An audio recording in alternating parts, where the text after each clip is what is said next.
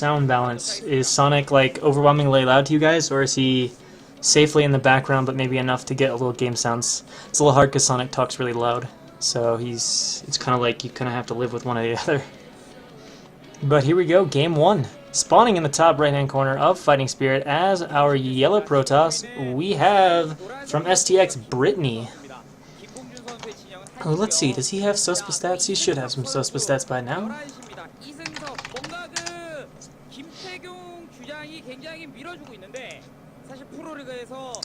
Yes he does, and they are not good.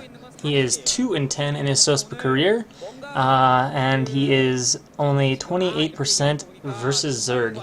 And of course he's up against S2, who as a Brood War player, a whopping 63 or 65%. Very, very good ZVP and Brood War.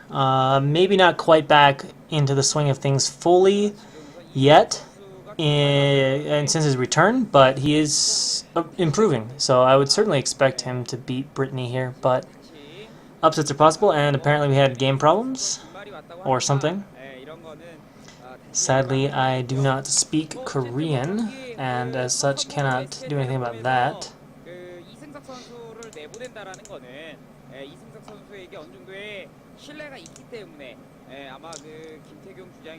So we're going to try to skip ahead gracefully here. Okay, and we appear to have the game started. This time, still spawning in the top right-hand corner, we have Brittany, but in the bottom left-hand corner this time, from SKT, we have S2. So we're going to have cross positions instead. This means S2, if he takes a faraway hatchery, is free to take either the top left or the bottom right hatch.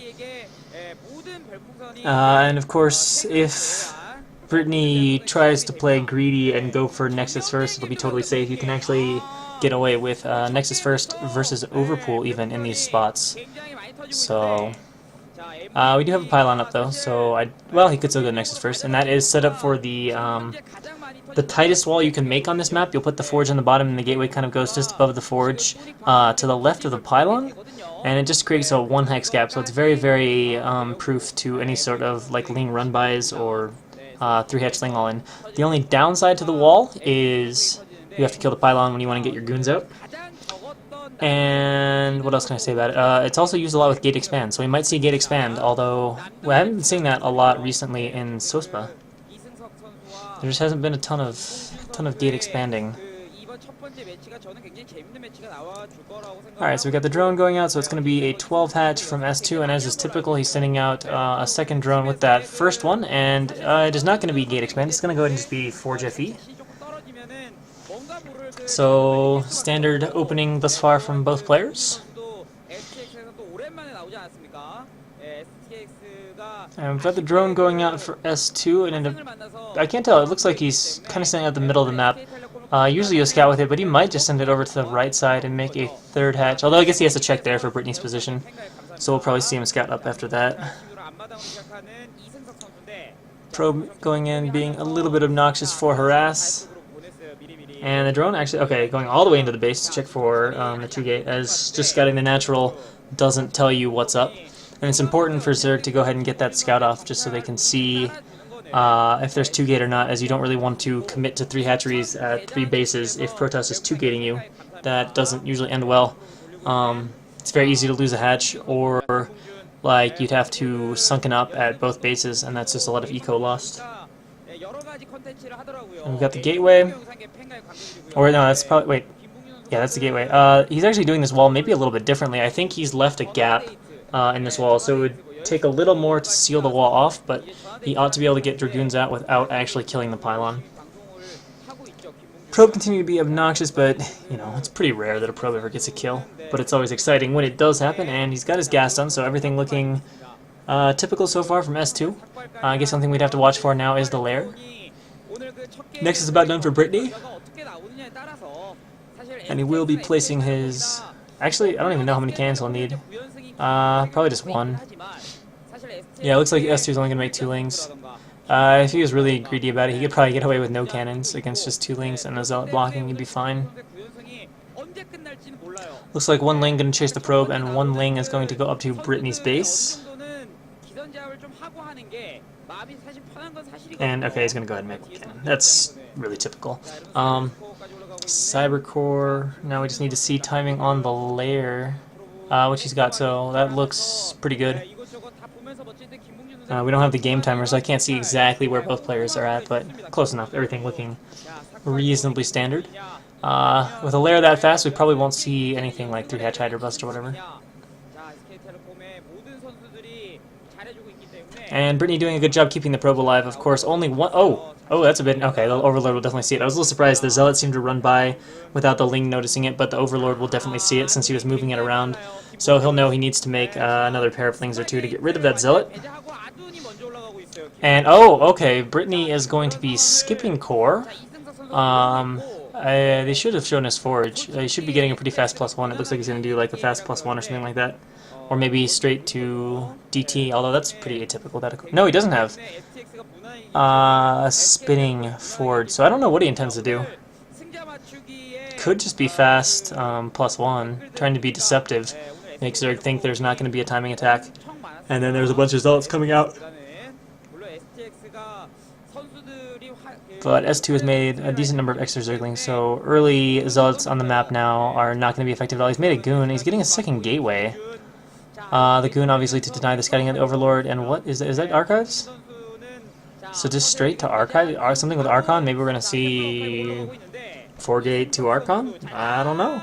Oh, but he gets a Ling run by, and that is not good. Alright, we'll see how many kills he gets, but of course this is great for scouting information. He's going to see there's no Stargate, which certainly makes considering Muta's a little more viable. And it just gives him intel as to what Brittany might be doing. Obviously, we can see the second gate is already up. I probably won't be able to do too much more damage with these Lings, especially now that he's down to 3. Might get another probe kill out of it, but he can certainly run around for a little while in Brittany's base, being annoying. Trying to get that second probe kill, he does get it. He might actually get a third, but it looks like the probe's doing a good enough job, and yeah, limited to 2 kills. Hatchery going up. What is that drone trying to make? Colony, we've only got 1 gas. He might still hatch some Muta there. There's the 4-gate, so we're going to see like 4-gate to Archon or something like that from Brittany, and there's the +1 going, and that attack does hit a little bit later than standard +1 timing, but the Archons are very dangerous because if you really try to glitch the SimCity with your drones and defend the Zealots from getting back there, the Archons can just shoot down the drones. So not only do you lose your eco, they can also, because of the clumping, they can also quickly clear path to there. But Brittany's actually opted to make DTs first. So this is actually something I haven't seen too much from pro gamers, but White Raw used to do a build like this a lot back in 2009. He used to do this a lot. I watched a lot of games of his on Destination and stuff back when I was starting, and he played this build fairly often in PvZ, where he'd do this quick attack. 1 DT sneaks into the back, so it has the potential to be obnoxious back there and slip in when the Overlord out of position. In the meantime, so Brittany definitely is anticipating Muta, which is a bit odd, as S2 only had 1 gas, but I don't see any units from S2, so there's a good chance we are going to see Muta, in fact. There should be something out by this point, otherwise, especially with only 1 sunken, no SimCity, no Hydra Dance, so I think we are going to see Muta. That's probably what tipped him off to it, to be honest, is coming in there and seeing there was no tech still at all. The Ling, a bunch of Lings coming in right now. He doesn't seem to have many units to defend this, and there's no cannon, so that's going to be a problem. No cannons, no Archons completed. These Muta could be absolutely devastating. There's probably not enough energy on the Dark Archon yet to Maelstrom it, and even if there was, there's no Archon to kill it. And a lot of times you just got to storm him because the Archon can't get over there. When the Muta's harassing over the cliff, the Archon doesn't really have the range. He's going to deny that first cannon, and Ling's sneaking in, perhaps going to go for the Archon. They try to run past. They're trying to deny these cannons, but the Muta themselves can do that. And now the probe is forced to run, and the situation becomes very bad, very quick for Brittany. He now is going to know about the Dark Archon. He immediately runs away, knowing there's potential for Maelstrom. But Brittany's already lost a few probes. He's lost mining time, and good hit from the Archon, though. If S2 messes up his micro, that could be not good at all. And already 4 or 5 probe kills, and maybe more. Brittany's going to get really, really behind from this already.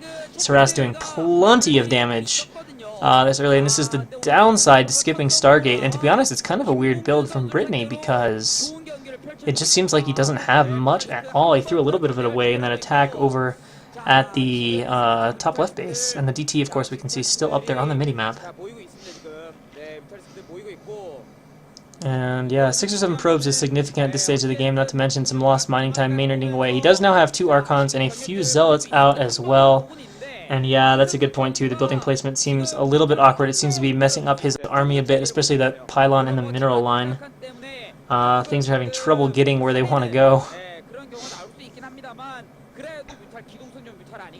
And now adding probably an Evo chamber out there in front of the bases at the top. And now we've got a little force moving out for Brittany. And it is a little force. I mean, S2 doesn't have a lot either, but he's got all these Muta. So if he splits them up well or gets rid of the Dark Archon, he should deal with this attack quite easily. And, alright, here come the Zealots are trying to sneak... What? Okay, so we've got some Zealots trying to sneak out around. We've got a Templar hiding way over in the corner. I don't know if that was intentional or not, but if it was a cute little hide. They kept it from being sniped by those links. Here come the Zealots, now spotted by the Overlords. Muta are going to return, though, and just pick them off without the rest of the army. That's going to mean Brittany's going to have, like, no army. This is... Yeah, I don't know what he hoped to gain from this decision-making. He basically just ran a big loop. I don't know if he just desperately wanted scouting information, but if he's going to do that, why send 6 Zealots as opposed to 1? Here comes the Dark Archon. Oh, he's got the Maelstrom, but is there anything? No! Oh god, please tell me the Archons are going to get over. Are they going to get there in time? Maelstrom doesn't last that long. They get 1 shot. They get 2 shots, but it goes away, and only 1 Muta dies in a quick split there by S2. So the damage from that Maelstrom not that severe, and now we have to wait for the Dark Archon to regain sufficient energy. So that's even more time that Brittany probably can't. And Brittany's army is so small. I mean, even a few Hydras will tear right through that. And S2, of course, can start production of those at any moment. I think he can easily defend any attack Brittany throws at him right now. There doesn't seem to be... I mean, looking at the natural, there hardly seems to be other units, and we can see the Hydra are started. Muta now running in, and oh god, undefended Templar. Number 1 down. Number 2 down. Storm goes off. And the third, so now there are no Templar with incoming Hydra and really no army. Here's the Maelstrom. I think this time the Muta are dead though, so that is going to end that threat. Yes, all the Muta are cleaned up, so the threat of Muta ended at least. But I am a bit concerned about the impending Hydra. He has like 1 cannon to his front, and none of them are at the front of the wall. And now we've got a bunch of Hydra. Look at that. There's like 2 groups of Hydra against just a few Zealots and Archons. This could be serious trouble for Brittany right now. That is not a very large force. Maybe if he has a Maelstrom or something. I mean, the Archons are nice, but if the Hydra just kind of spread... Okay, we do have a shuttle going out for Haz for Brittany. I hope to God he's not taking High Templar in that shuttle. If he is a madman. Without knowing exactly what S2 is sending at him, because he absolutely needs the Templar to defend here. And now his army seems to be moving out of position right as the high. Okay, the army's coming back into position. The shuttle coming back now is going to drop something. I don't know what it is, but we've got the attack at the front. The Templar just coming out. Definitely does not have Storm. The Hydra are microing everything down. 1 Archon is already down. He'll probably target the second when he gets the chance. Yeah, and the DT. Okay, it is a DT drop. Looks like just a 1 DT drop. It has killed a drone, but the rest of the drones have been evacuated. Hatchery now being attacked, but there is an Overlord over there. And now the Hydra go in. They're going to snipe the last 2 remaining Templar, and this looks really, really bad for Brittany. He's now kind of trapped in a choke, too, against all these Hydra, and there's a bunch more reinforcements for S2. I don't see Brittany holding. He's got 1 more Templar trying to hide in the cannons, but all the Zealots are going down. He is left with just a few cannons. The DT actually still appears to be attacking the hatchery over on the minimap, but I just don't see any defense. Maybe a Maelstrom, but that is a lot of Hydra. There are no Templar left now, and there's just no way he's going to get enough Zealots. And it looks like S2 is going to put SKT up on the board 1-0. No way Brittany will defend from here. The DT has now been cleaned up, so there is nothing really left in this game for Brittany. No chance of getting energy. I mean, and even if you hold your ramp, even if he did something as ridiculous as building cannons and hold his ramp, it doesn't matter. Lurkers are being morphed now, and GG is said. So, Brittany, as much as I had to say it as expected, does fall to S2.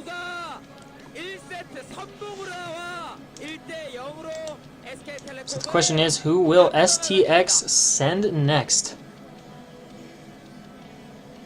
Yeah, Bisu actually builds his second gateway in the natural all the time as well, but I think he has better placement for it. Because I don't see as much difficulty. Alright, so we have our next match skipping forward, and it is going to be Terror against S2. This is not live. It was played about 12 hours ago. But this is the English rebroadcast. For those that either can't watch at that time or don't enjoy or know enough to appreciate the superior Korean commentary. Alright, so Overlord's both going to scout each other, so that is going to be nice. We're going to get kind of a quote-unquote even game. They're both going to be able to react to each other's scouting. So let's see who at the bottom. SKT says is S2 at the bottom. And both are going to 12 hatch, it would seem. So we're going to have mirror builds, so it's going to be a quote-unquote skill game. Some people complain a little bit about build order advantages, but in this game there are none. It's going to come down to who makes the best decisions and who controls the best. And they'll both have scouting on each other, so they both can make the correct decisions, if you will, based on that info. And we've got pool and gas, very common. That's how ZVZ is almost always played. Lings into very quick muta. Of course, one of the things that can happen, you see it, you can actually see a decent bit in 12th hatch versus 12th hatch, is if one player commits to all lings while building a spire, and then the other person saves larva from muta. Sometimes you can have like a little bit of a ling, I guess you call it timing attack, right before the muta pop. That can do some damage. Or we can just see transitions into a straight muta game or a bunch of lings fighting. There's a few opportunities for different sort of styles of play. Both players now have the scouting information, so they can begin to react. It's kind of a unique situation. Both players are sort of allowed to ling or drone as they see fit, because they both have scouting information, so they can respond. They don't just have to automatically pump lings, not knowing what the other person is doing. We can see drones coming down to the natural for both players. Saturation quite high. In fact, so far no player is really opting to even make any lings, given that they have that scouting. I think we'll see some soon, though. I don't think they'll just go all drones. That would be quite interesting. Okay, yeah, we got some lings starting to pop. Coming down for S2 and Tear both. No sign of either player taking the nat gas quite yet. Still want to get the minerals up, get the spire down, all kind of stuff. Oh, I guess the drone's just touching. Okay, lings run into each other. First hit for S2. So Tear cannot really commit to fighting these two lings, or he will lose. And it looks like the lings for S2 pulling back towards the natural. And S2 appears to be going into full-scale ling production. Perhaps the same for Terra as well. Although really all we see, yeah, okay, Terra bring down a lot of lings now. Speed does not appear to be done for S2. And I have not seen Terra as much. We've got the Spire for Terra, we've got the Spire for S2. Timing's basically identical, as would be expected with mirror builds. And it's kind of funny seeing lings just running around in the middle of the map in ZVZ. It's not that common, but with the scouting information, they can do that. And S2, is going to set up a super scary ling concave. That's pretty hard to attack into. So both players getting their spire up. Terra has speed, I think, now. Looks like S2, or yeah, S2 might as well. Patiently arcing all those lings. You don't see this very often. Like, usually you'll see sort of an arc at the natural, but this is like, you know, perfectly formed. This is like top of the ramp style arc. So yeah, Terra definitely has speed. I hope S2 has speed. I don't know who has numbers. S2 looks like he's got about 2 control groups, or just a little under. I can't tell about Terra, but it looks like Terra's starting to save some larva for muta. He's got idle larva at both hatches. And Terra now running down with a bunch of lings, poking around at this, trying to see if any lings aren't on hold position. And is Terra going to commit to an attack? I hope he doesn't commit in a line like this. Actually, he starts attacking a little bit. Now Reform starts attacking, although Brittany is not collapsing his line. He's taking a lot of damage from this, and all of a sudden it looks like Terra's lings are annihilating S2's lings, and now S2 with a lot of problems. Tons of lings running by. He will hold it the natural, but tons of lings running into the main. How much damage will he do? There's actually potential here to lose the Spire. The drone's immediately evacuating. Seems like no kills, but now the Spire is under attack. The muta do hatch. Terra, of course, being Terra, begins chatting. The Spire is getting very low on health. It's going to fall. So, bad, dangerous situation now for S2. His economy remains untouched, but he has lost a Spire, so he's going to be capped at his 4 muta for a while. So Terra will easily and quickly surpass him in the muta count, which means that he either needs to keep him very occupied with this attack, or more than likely spore up, or he will just die to Terra's muta. Here comes some lings running in. That's got to be a sunken colony. Lings run through, but the muta are right there. They will kill him instantly. Or maybe not quite instantly. Now they fall. Oh, but it opens up a window, and 2 drone kills for S2. Make that 3. So very nice there. Terra should have the superior muta count now, though. It looks like the stack might be 5, and now, yeah, definitely has to run away. S2 does. As muta Scourge with more muta from Terra. Definitely too much to handle. Lings being pulled back as well. And for some reason, Terra is not counterattacking with muta. Did he pop some lings in response, or what? We got Evo Chamber going up now for S2, and now Terra's Muta coming down, and way out of position is S2, although he has evacuated the drones from the natural, but we've got a large Ling counterattack, Ling Muta counterattack. This is a bit of odd decision making. I don't know if either of these spores are going to finish in time, so all the drones are going to be killed. Terror, or S2 needs to do massive damage right now. Yeah, Terror kills all the drones and just leaves. Probably S2 will now cancel one or two of those morphing Sunkens. They were kind of in panic. And now the drones are going down, though. Terror has no defense at home. The Sunken is already down. Ling's running in. This could be a very strange economic situation with both players losing all of their drones. Terror has like 2 left. The Lings are chasing. The Muta can't really return and chase because they have S2's own Muta to deal with, but of course S2 is going to have way less Muta, and he's getting absolutely obliterated here. Now Terror turns back with his Muta. It looks as if he's lost all of his drones. He might even lose his hatchery. His situation turning rather desperate for both players. He needs those spores to live, though, because he's got almost no Muta, and Terror has quite a few, but there's a Ling banging away on that spore. It's going to be very softened up. He really needs to kill with his drones or something, and he does move into attack. Does save that. Second spore going up, but this is going to be close. That spore is at half health. Usually 5 or 6 Mutas can take down a spore, but as the numbers get bigger, they're more efficient, and Terror can kind of fight them one at a time. If Terror takes this down, he wins the game outright. If not, then it looks like there'd be an advantage for S2, but it's hard to know. Terror's Muta attacking, going for the spore. There seem to be only a few left for S2, and they are having to dart around defending the Scourge. The spore is down. It looks like there's just too many Muta. I think Terror is going to be the winner of this game, and everything is gone. Yes, he is. Terror ties it 1-1 for STX.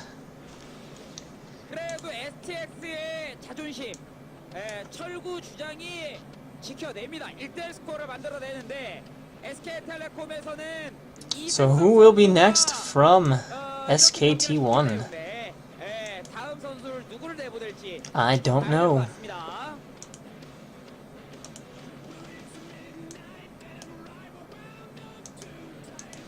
How good was S2 in Brood War in ZVC?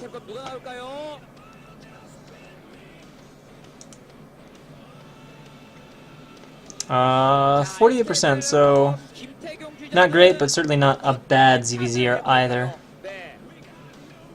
But his notable matchup was definitely ZVP, where he was one of the highest rated Zergs for ZVP, to be honest. Although he never really had that luster of being thought of as, you know, beast mode ZVP, but statistically, absolute beast. I mean, that's up into territory with guys like Jaedong and Bisu and etc. etc.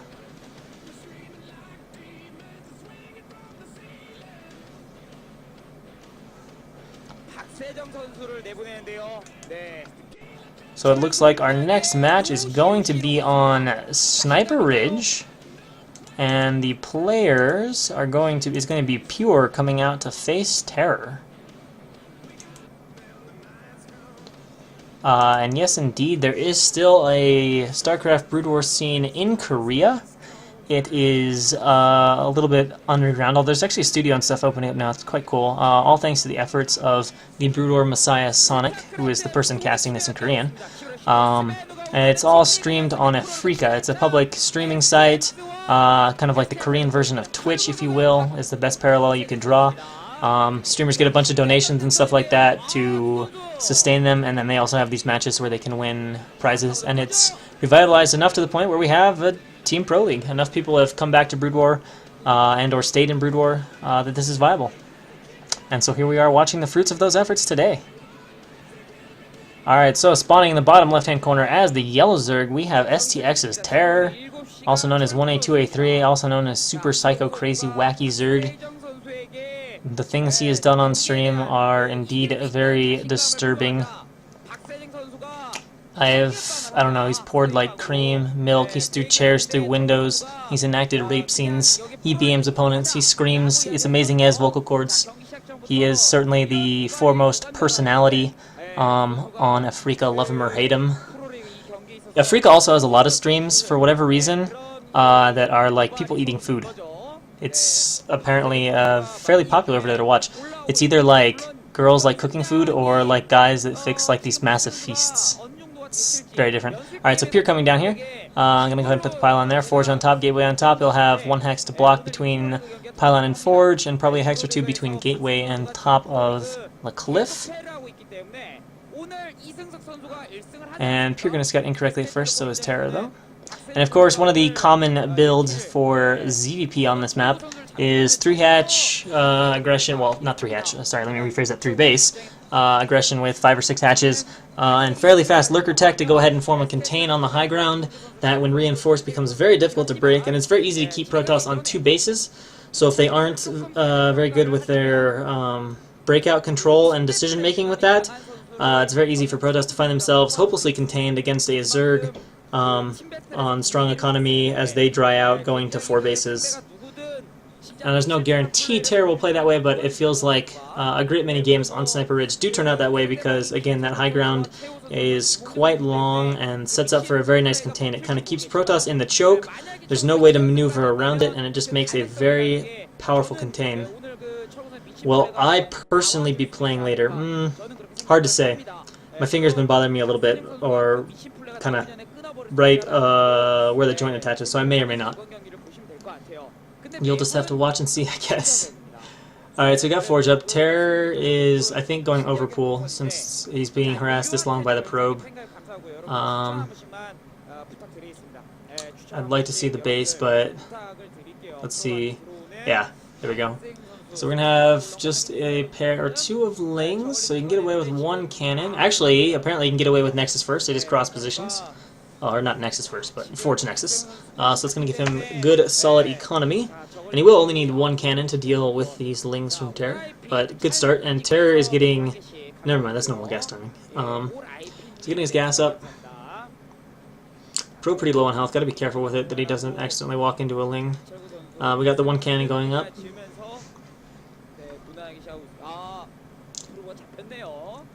And Terror again typing on free Korean, so I don't know what it means.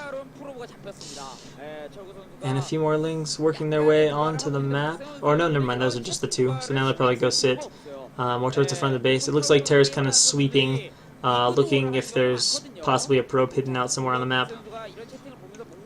Or perhaps hoping to run in a Zealot, or run past a Zealot. And it looks like Terror is indeed going to take the close third, which is pretty common on this map. I don't see Zergs taking the main quite as frequently. And the Citadel also going down in the natural there for Pure. And of course Pure newly back to the scene. He was really, really rusty when he first streamed. He was losing to everybody, including players like Brittany and whatnot. He started to improve as of late and have better results. But I still don't, or so far, haven't gotten the feeling he's back to full strength. I mean, he hasn't done horrible, but he hasn't, you know, performed at what I'd call solid SOSPA, solid pro gamer level as of yet. But perhaps today will be the day that he will begin to change that. And it's worth noting, Terror in SOSPA has very, very good ZVP at like 65%. Or something around that range. I don't know exactly how strong his opponents have been played. It's possible those were from days when the SOSPA scene was a bit weaker. But nevertheless, the stat is strong.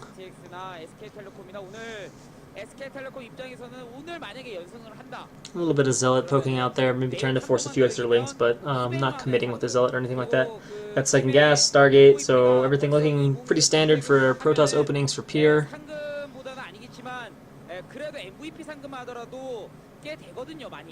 Possibly adding a second cannon there. Usually it's added in a line in parallel with your wall as opposed to perpendicular, so that might just be a pylon or something. Alright, so Pro's going to scout the third base. Will it make it into the main? That would be nice. Terror might be able to block it. He's trying to catch it at the ramp, doesn't, but speed kicks in, so no chance of the main. And now there will be no more scouting until Corsair for Pure. The only way you can maybe get scouting is if you like poke out with 2 or 3 Zealots to kind of push the Lings away and then sort of sneak out a probe while you're doing that, but a lot of times, especially with speed, Zerg can see that probe and just go pick it off once it leaves kind of the shelter of the Zealots. So Corsair on the way, got Citadel, I think he's getting Archives as well, maybe? No chance of a Ling run by, well tightly blocked. And while I could enter between the Forge and the Pylon, it's too far around. You have to circle around the cannon and everything, it'll take too many hits. So now going down for Terror is the Hydra Den, And he has no Sunkens down yet, which is a bit interesting. Might mean he just wants to go really quickly into Hydra production. And or Lurker production, taking that second gas already, so... Yeah, well, he needed about this time. Alright, so Corsair's gonna come in here. He's got the Spire, should be making Scourge right now. I don't know if Pierre can get an Overlord kill or not.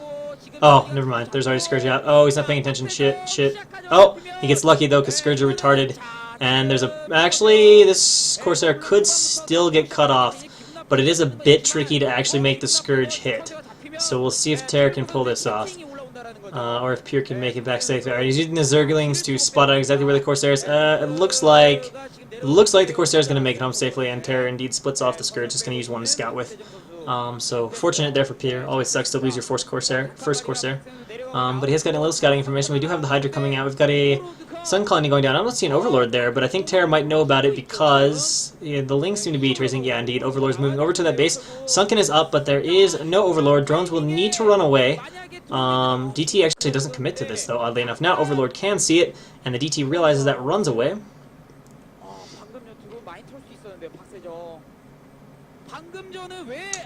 We got a little Scourge Bloom at the top from Terror, looking around.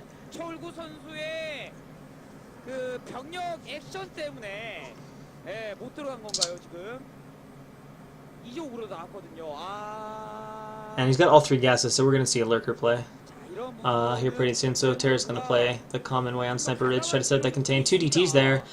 Could kill off those two Hydra if they wanted to. Overlord coming though, so soon Vision will be available.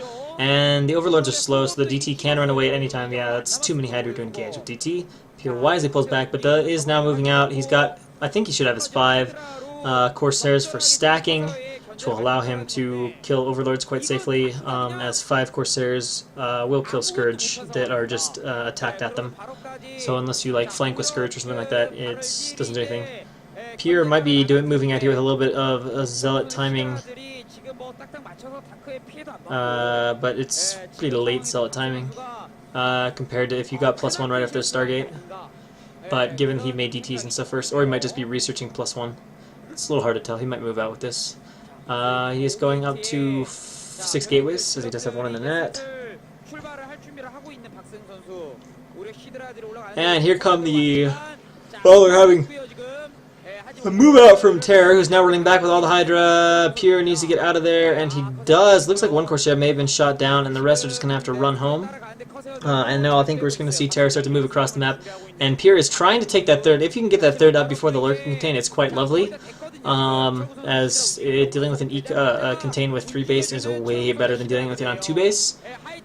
However, there may be too many units of Terror, and speed doesn't seem to be done yet for Pierre. He's fighting here, probably to delay as much as possible, but he's going to end up losing everything if he doesn't at least get speed. And of course the Lurkers will be done soon, probably before the cannon, so if Terror notices there's a third there, he'll be able to go deny that at his leisure. And then it just comes down to whether or not Pierre can bust out. Lots of Lurkers being made. And they are now done burrowing. Zealots need to run away now. They immediately do. Lurkers absolutely shred Zealots if you're new to Brood War and didn't know that. The cannons, he's desperately hoping they'll finish. If they somehow finish, this could be wonderful. And Terror doesn't seem to be making a move towards this. I think Pierre has a good chance of breaking out if he delays enough to secure his third. I wish he had a High Templar or 2 over there. Otherwise, Hydra could just come and snipe it off. But with High Templar, it's quite easy to defend. And now the Ridge is won. He's forced the Zealots back. And unfortunately, Pierre's lost a lot of them in the process of securing that third. But the bigger issue here is transportation. If he wants to shuttle probes to the third to get it saturated, he's going to have to, well, shuttle them out.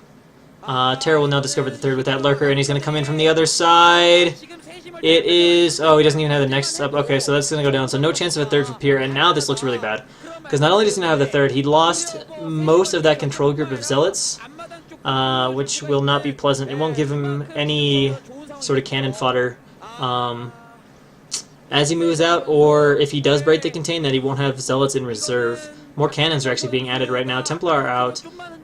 But Terror is going to be securely on 5-hatch production. Actually, Terror might just go for the front. This is a surprisingly aggressive form of this.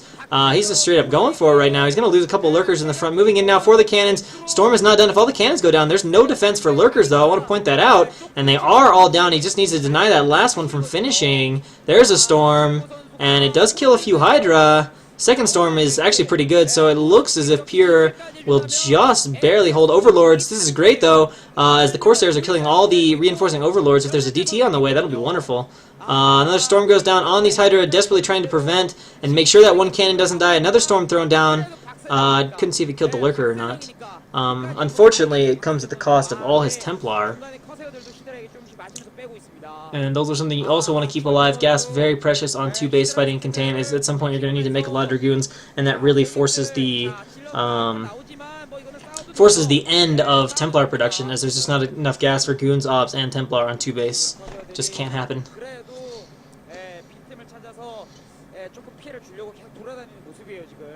Although it looks like Pure is actually forcing Terror back off the ridge. A bit surprising here, but decides not to engage that. Probably wise. Again, Lurker's just so deadly against Zealots because of Zealot's small size and Lurker's splash. And again, Pure makes a move for that third. Terror moves to block it. Oh, if only he had a Storm. Oh, Zealots are going to come around the other way, but I think Pierre's going to have to cancel this again. Lots of Zealots coming over. He wants to commit to it. Alright, I think he can clear this out. We'll see what the cost. It looks like most of the Zealots are actually going to survive. So, oh, but he's forced to cancel it at the last second. So, this next is getting delayed, but just the fact that Pierre has it up is pretty nice. DT in there, actually able to kill off the egg. And now it looks like Pierre is just going to mass up enough money to put that Nexus down.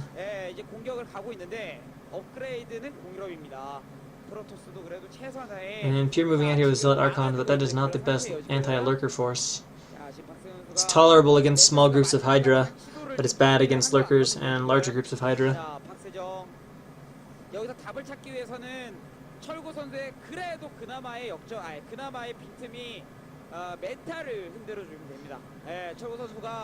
And again, Corsairs coming in to harass Overlords a little bit. And now Terror morphing a bunch of Lurkers in a defensive position. That doesn't necessarily mean he's going to be defensive. Oh, the Ops goes down, so that's going to put any end to Pure thinking about aggression. But really, there's way too many Lurkers. There's Lurkers almost in a 1-to-1 ratio of Zealots. And that will be a problem for Pure. Interesting to see him sticking with the Zealot Templar. Oh, we got a DT drop too, but yeah, here we go. Let's see if this DT can get some stuff done.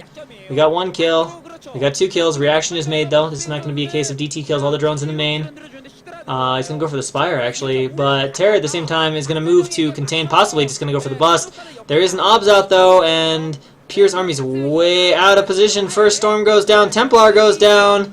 Bust attempted the front. Was Pure too hasty to expand, and can he get his army back in control? The Spire still being attacked by the DT. Lots of Hydras being sent across by Terror, but there are a ton of Lurkers. If the Storms are great, could do it, but the Obs is sniped. The second Obs is also sniped, and oh god, he might lose the Robo. Situation suddenly looks really, really bad for Pure. I mean, Terror is taking some damage in the main, but wait, he's still got an Obs. Okay, he's got 1 Obs, desperately alive. Terror again chatting to his opponent, probably BMing him, but there's Hydras also in the Nat Next as well. He needs to be so careful with that Obs. He's trying to get in there with the Zealots, but it seems he's got no army left behind. It's been devoured, so I don't think Pure has much chance of winning the game at this point.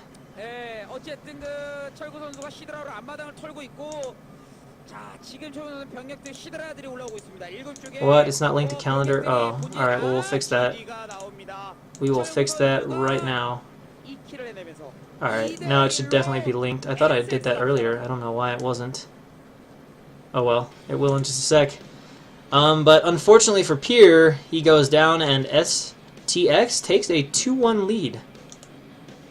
But of course, waiting in the eaves for SKT is Larva, Sock, and of course the big boy right now of Afrika, Bisu, who needs no introduction. But while Bisu is a terrifying monster in his own right, especially against Zergs, the one asset that STX does have is Hero, and Hero has some very, very good ZVP in this new SOSPA age. Very good. No, he's newer than Boxer. BC was kind of like a rookie-ish type player, but good in like 05 and 06, I think maybe around in 04. And then 07 was really his like breakout legendary year where he became the legend.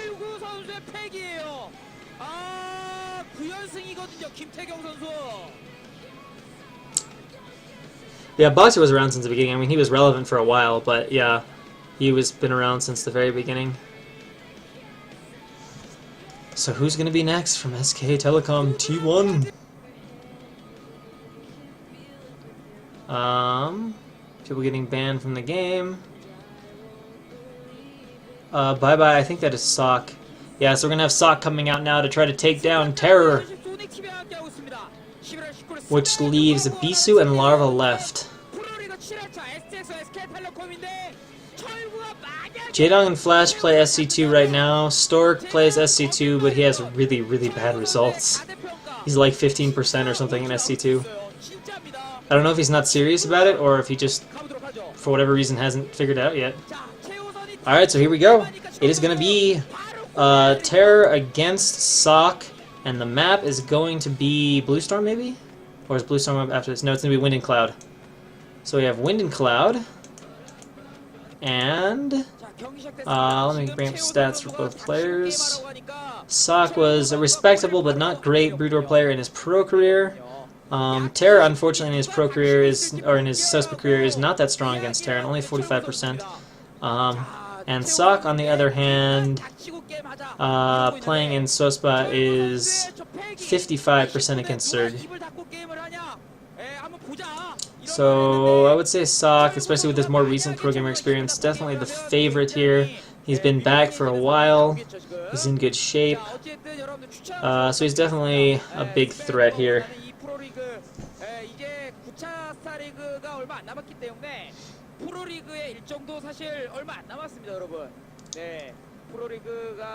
I don't know, what do the stats say for Wind and Cloud as a map? I'll pull that up too.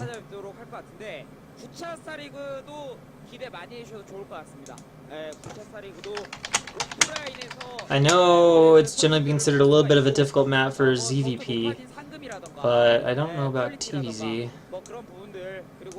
TVZ is a whopping 60%,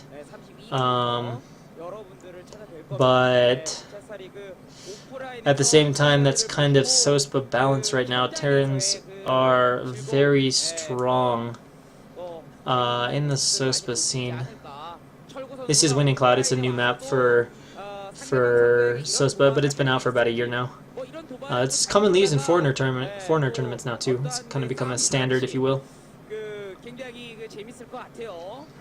So TVZ balance is very favorable on this map. In fact, this is all around a good Terran map, as PVT is surprisingly 40% on this map, which for PVT is horrible.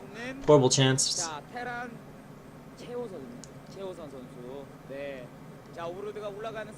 Nah, Fighting Spirit we saw our first set on, but this is Wind and Cloud. Overlord coming in, can't go in too far though, or it'll just die to a Marine. He may have seen that SCV, but he may not have. I know, that's deep insight right there. He might have seen it, but he might not have seen it. He's going to be careful not to go in too far with the Overlord. But I think these guys are smart enough to know not to go too far into their opponent's base, or potential base with an Overlord. Alright, so I have hatch going down. It looks like it's 12 hatch, judging from timings of everything. Yeah, it is. And a scouting drone actually going out for Terror. And oh, we're going to have factory build without a wall from Sock. Now that's unusual, so we're going to see a Vulture opening.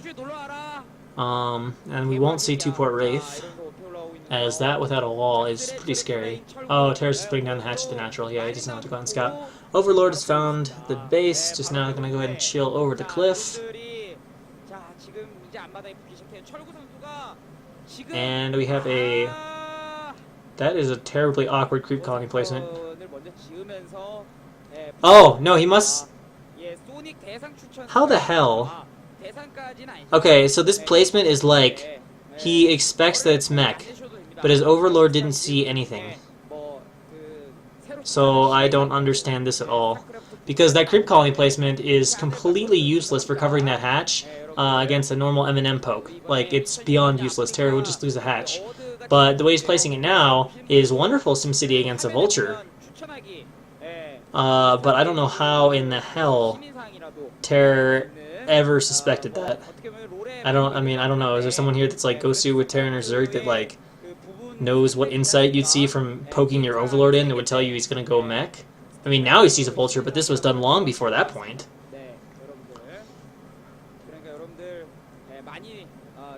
Nah, the drone just made a hatchery at the natural. Like, I thought that was gonna be a drone scout, but just made the hatch at the natural. Now he's got the den up. So yeah, he's got to get some city. Vulture won't be able to do anything with that. SCV's still scouting around for Sock, but it looks like it'll die pretty soon, quite low in health. And that drone at the front, there we go, SCV's down, so scouting information is done with. We got the going up. We actually have one starport, so we could see, we're going to see a Wraith, or a dropship, as something is also spinning. Maybe he's going to get mines or speed and drop a vulture or two. Oh, that vulture's got to turn around and go away. And Terror's already making Hydra. Is he going to try to Hydra bust, or is he just making a couple to defend against a Wraith? So there's a Wraith out, which I guess could fool Terror into thinking, oh yeah, you need control tower for dropship. Yeah, never mind. I'm all around confused about this game. Like, Terror's playing this right, but it's weird as hell that I don't know what he based this off of. This is like, you're gonna go mech and make a Wraith. It's not two-part Wraith though, as we have an expansion and all that kind of stuff. So it's possible we'll see Valkyries from here, given how fast the starport was, or fast vessel. Yeah, are we getting an armory? No, we're making a dropship maybe now. We've got a control tower. I don't know what to expect from Sock. Oh, and Terra's taking the hatch already on the right side, and Sock appears that he's going to head over there and scout that. Oh, nope, he turns around. So Sock will not scout the far hatchery. It is actually on the screen, but it's Terra against Sock. Okay, so he has made the dropship.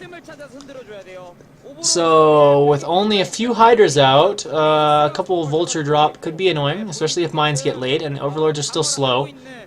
Okay, so he's killing them off, but that Zergling may have spotted the dropship. We need to see from Terra's reaction if he noticed. But 4 unscouted Vultures going into the main are definitely problematic. Terra seems to know, though. Hydra's posted like Sentinels in the main base, so the Ling did spot the dropship. Very fortunate for him. So far in this game, lots of stuff seems to be going Terra's way. He's getting perfect reactions. He's going to lose an Overlord, though, since he's defending with so many Hydra. Now the Vultures are dropped. Hydra have not left from their position, though. Here come the Vultures. Hydra's ready to defend. Will he try to mine them like he will with Dragoons? Yes, he will. And try to block the retreat path and go around the back to harass the drones. So the Hydra do clear out all the mines very nicely. Only 1 drone kill so far. So the defense from Terra looks like it'll be just fine.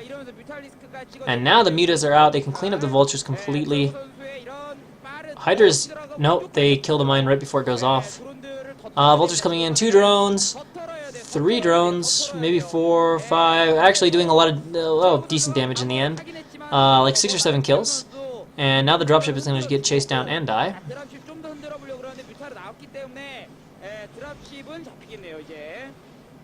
And back at home we see some Wraiths. We got okay, so we do have the science facility, so it's going to be the 1 port vessel. And yeah, Sock is not going to be in the greatest of positions now. I mean, the drop killed a few drones, but that's a lot of tech to invest in that did not do a tremendous amount of damage. And of course, he hasn't found yet that base of Terror, although I think it's going to be found now. The Meter are going to have to come over here to kill that Vulture. Might get a kill or 2 in the meantime.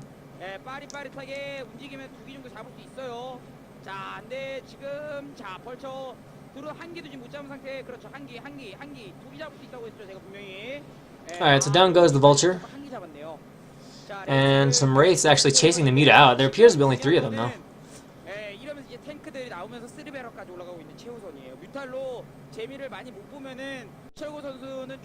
Alright, so Wraiths 70 killing Overlord, but the Muta giving chase. The Wraiths need to split up or something. Or just do that. That works too. Now coming back for Overlord round 2. He gets it.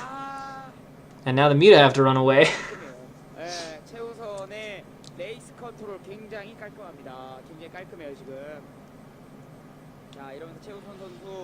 Terra finds the Vulture, picks that off the map. And now Sock is sending his Wraiths over to the, what do you call that, this 5 o'clock base. And a bunch of barracks now going up, so yeah, just going to get fast vessels and then come out with a bunch of Marines and medics. Race killing off drones. They've got 2 or 3 kills, 4 kills, 5 kills. No, they're gonna run. Yeah, 5 kills, going for 6. Pretty good damage here by Sock. Although he might lose all these races if he commits too long and runs out of the cloak. Alright, so he's killed all the drones off at the 3rd, so big victory there for Sock. With no wraith loss, and actually the vulture picks off another drone. And if he finds the rest of these, this could get very annoying for Terror. These unescorted drones out across the base. We got a tank out, 2 vessels. It's going to be a pretty scary attack from Sock, especially since we haven't seen lurkers morphing yet from Terror. And another good thing for Sock is I don't think he put up many turrets. In fact, I wasn't paying that much attention to his base. He might not have any up. Okay, he's got one turret, so that's kind of a nice way to get back into it, not having to spend any money on that. The vulture gets another kill. So that's now, we're up to about 10 or 15 drone, well, probably 15 drone kills. Meter run in, oh, please don't run into, okay. And he doesn't. Fortunately, fly over all those Marines. And now Sock rolling out with 3 tanks, 2 vessels. Lots of tech in this army and no sign of lurkers. I hope to God he has it. Otherwise, I don't know how the hell he's going to live. Unless he's got like a Defiler Mound, you know, 4/5 stun or consume researching. But this looks pretty bad for Terror. 3 vessels now. So lots of irradiate and enough tanks to quickly take down the Sunkens. And this time Sock opens up the chat. I wish I knew if they were like, you know, kind of BMing each other or what. But I think Sock knows he's in a really good position. Terror's Mito are just going to counterattack. Sock expects this, though, perhaps, moving his army around. Coming back, here come the Mito, trying to pick up the reinforcements, and Irradiate is thrown down. A second Irradiate is probably going to be thrown down, but the Mito have been bloomed at this point. The vessels need to run away. The tank actually has plenty of life on it, will be saved. So now it's 4 tanks, and it looks like all the Mito from Terror are gone. Terror also opening up his own chat now. He's probably like, oh shit. Oh shit, I'm behind, I'm gonna die. Alright, so he does manage to delay for lurkers, so he can secure the 1 base on top of lurkers. Maybe if he can flank from both sides, there's a possibility. A slim one, but a possibility to kill this. Is it coordinated correctly? Will Sock's control be good enough? I don't know. Here we go. Lurkers from one side, but there's also Marine on the top, and it seems to be miscoordinated because no lurkers come forward from Terror, and immediately GG's. Very nice game, actually, from Sock. He was kind of all over the place. Even had race there in the main at the end. So an emphatic win for Sock, and I wasn't aware that I had a girlfriend either. So that's news to me. And that ties it up 2-2. I never told you because it's news to me. It's news to me! Alright, so spawning in the top right-hand corner for STX, we do have a yellow Protoss, and that Protoss is a Mini. Mini did not have the best stats as a pro gamer in Brood War, around 40% for all his, or 45% for all his matchups, but he was new and appeared to be on a nice improving track. And he is somewhat recently returned. I don't know if he's back to like really deadly strength yet, but let's take a brief look at the stats for Mini. And unfortunately, Mini has not been having a very good run so far in SOSPA. He is 2-2 though against Terran. But he is only 3-7 in the SOSPA games overall.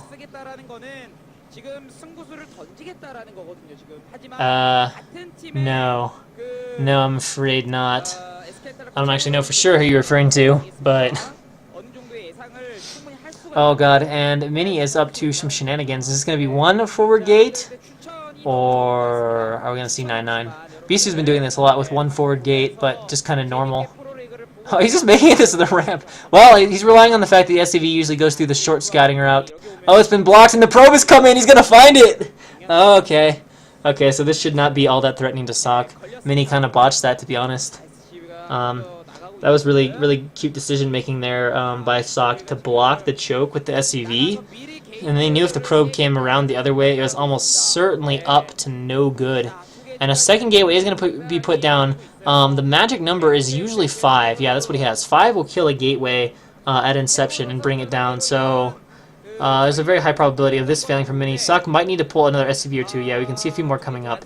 The second gateway built significantly after the first, but of course he's going to have a barracks coming as well. And no, this is not Sail. I'm not English or Canadian, so I can't be Sail. More gateways being thrown down. I don't think he's going to get any of them up. So the one goes down. Now he's going to attack the second. The probe is doing a very nice job, though, being a little harassing asshole. And another SCV has to come out from SOC, because this gateway is pretty far into its completion. So just 5 will be insufficient for the kill. The probe is doing a wonderful job, though. I wonder if a Zealot can get out of this gateway.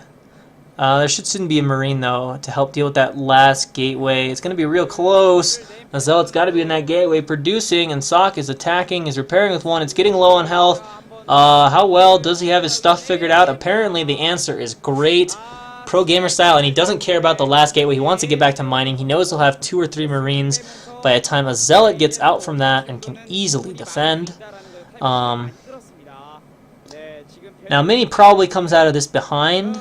Maybe not so much economically because SOC pulled SCVs for a very long time, but he definitely comes out behind because his tech is going to be way slow. I don't know what the hell that pylon does, unless he's going to try to build more gateways. That would be quite something. Sonic, we've had a few issues with disconnects, so Sonic's become pretty consistent with saving. Looks like the Marine trying to target down the probe so it can't get too shotted by the Zealot and a probe hit. Oh, SOC takes an unnecessary hit. 2 unnecessary hits. The control, not ideal from SOC so far. And Mini's going to chase this one Zealot around. It's going to get stuck and die. And now it is a shield battery being built inside the base for these Zealots.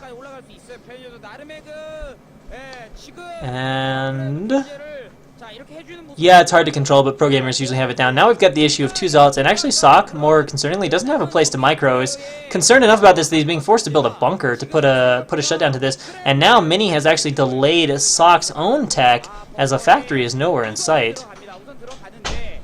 And of course, if Mini does this normally, we can see he's taking gas back at home. He may have added a gateway or 2, so he may continue this into some sort of Dragoon pressure, which will become, especially if range gets done, but even as he can attack the bottom of the command center, depots, and other things. And without a factory in sight, SOC might suddenly start to find himself behind. He's trying to kill these Zealots off with the Marines, but he does need to be careful. They can get a little bit trapped by SCVs like this, but they do make it back into their bunker. Unfortunately, that bunker does not defend the very bottom part of the depot. There are now 4 Marines out, but he will likely lose the depots, or at least the 1. Doing his best, though, to repair with SCVs. He might be able to hold on. We've got a 4th Zealot coming in now, though. Lots of danger here still from Mini. And it's actually not SOC, it's SOC. Like that. Unless you're just doing that as a cute spelling. Oh, okay, that makes a lot more sense. I was like, SOC cannot be so starved for money that he has no factory, but now we understand where it is. He's going to try to sneak it in. Oh, he's trying to kill all the Zealots. I don't know if it's going to work, though. Lots of SCVs pulled. 3 Zealots are left, though, and only 1 Marine. This gambit is not working for SOC at the moment. Has to retreat to the bunker. He really wants to get rid of that, but there is the goon there now. Also at the wall, SCVs now fighting Zealots. SOC apparently very concerned about this, and now the Zealots pull by. Fortunately, the barracks is blocking, but anticipation of this Zealot by Mini from the fact there's no factory means that Mini's walled himself in there, so he will be safe from the Zealot pressure.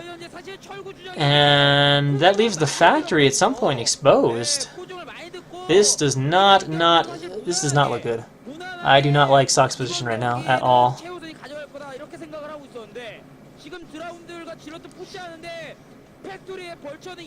Okay, the factory's going to try to float in. I guess that works. That has to do some serious damage, though. As these Dragoons are a major issue with no factory at home. He is going, like, if he doesn't kill basically all of the probes, which won't really be possible with that gateway, he's just going to die to these goons. He's got no factory at home. He doesn't even have a way to put a factory up. If he tries to make a factory, the goons can go on the other side and kill every SCV that tries to build it. Like, SOC is dead at home.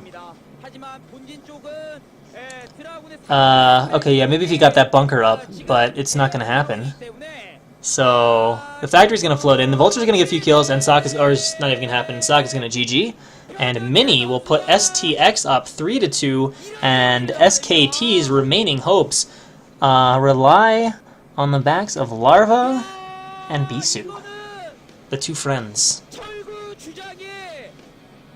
Fortunately, Larva does have very good ZVP,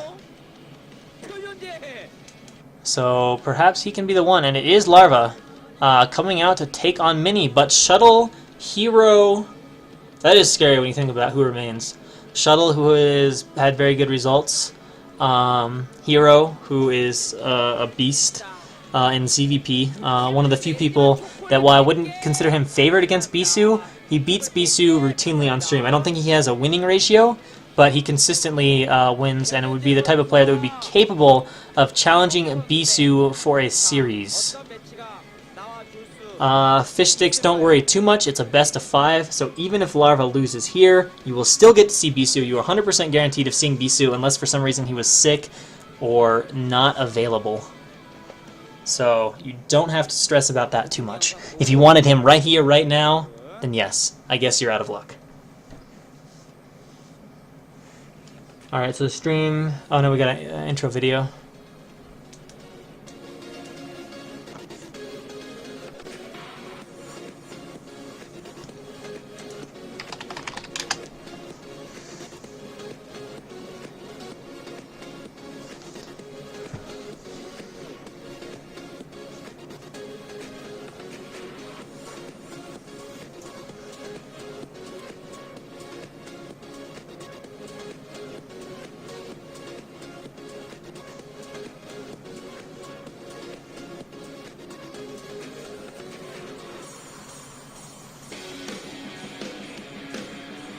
스타크래프트의 자존심, 소닉TV와 함께하고 있습니다. So there you have it, your SBENU SOSPA Pro League intro video.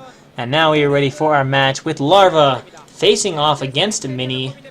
Mini is only 1-4 SOSPA PvZ, but I believe in his Brood War days, he may have actually had a winning rate in PvZ. So I'm going to pull that up and see if I was right, if he's got some potential. Yeah, definitely. He had 55% PvZ in his Brood War days.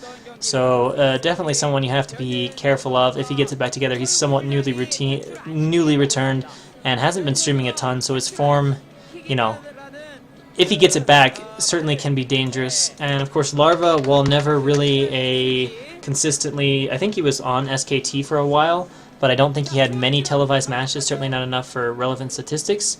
But in SOSPA, the guy has 56% versus Protoss, and he has won 6 of his last 10 games. Yes, Mini's the SC2 guy from STX Seoul. That is the one you're thinking of. And it is indeed spelled Larva, exactly as how you have spelled it. So in the top left-hand corner, what is the map, by the way? Is it... Can't be... Is it Fighting Spirit again? What? Or am I being messed with? Yeah, we're back to Fighting Spirit. Alright. So, Fighting Spirit has 3. That's why I was confused. I was like, we started with it. Why is it again? But Fighting Spirit makes 3 appearances in the map order.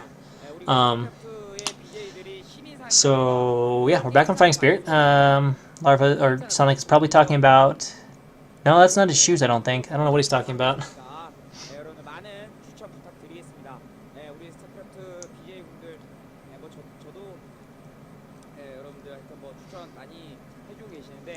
Yes, Koreans definitely love Fighting Spirit, perhaps a little too much. It's a great map, but it is a bit overplayed, even though I'm somewhat guilty of that myself.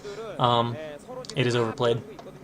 It can be quite difficult to get games on maps other than Fighting Spirit, especially if, God forbid, Fighting Spirit is Icy Cup Map of the Week. That's like, shoot me with a gun now, no hope of anything else. So, in the top left-hand corner, we have Mini, and over here in the, Sonic changes, over here in the top right-hand corner, as the Red Zerg, we have SKT1's Larva, who is quite good friends with Bisu. They play together quite frequently. Although he is, by and large, Bisu's punching bag, regardless of whether they play main races or races switched. Python's outdated. Python was like 3 or 4 years ago, maybe it was a really common map, but since Fighting Spirit, since the inception of Fighting Spirit, it's all Fighting Spirit all day, and Mini does open up with the Forge, so we're not going to see any atypical PvZ, going to be fairly standard opening.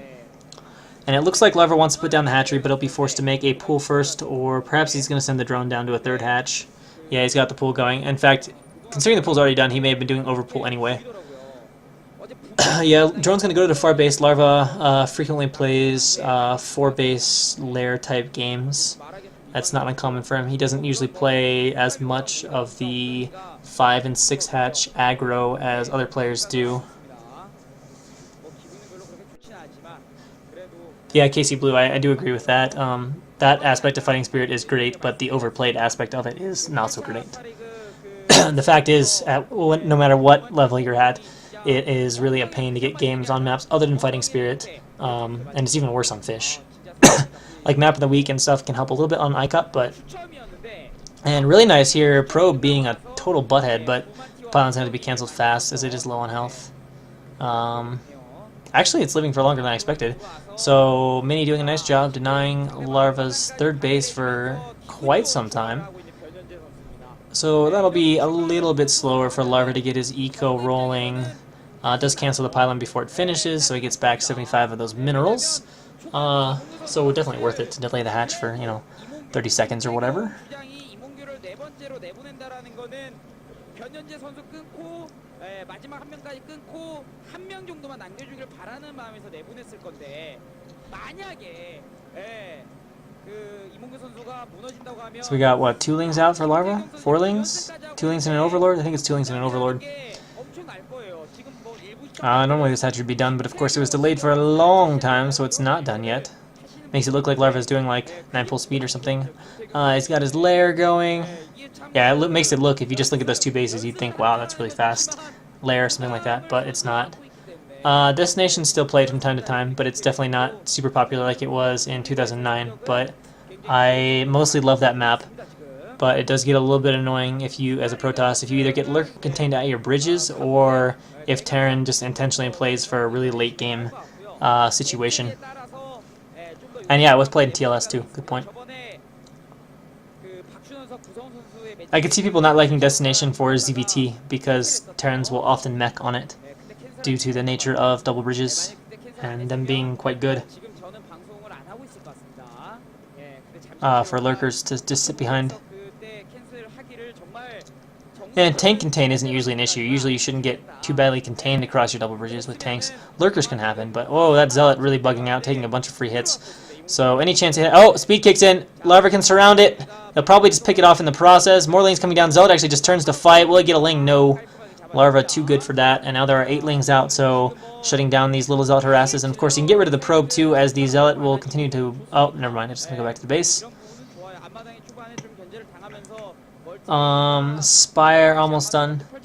Yeah, I don't know if Destination is actually... Oh, we've got an attack here, though. He's trying to break through. At least run by to get scouting information. Will not happen, though. Nice block there from Mini.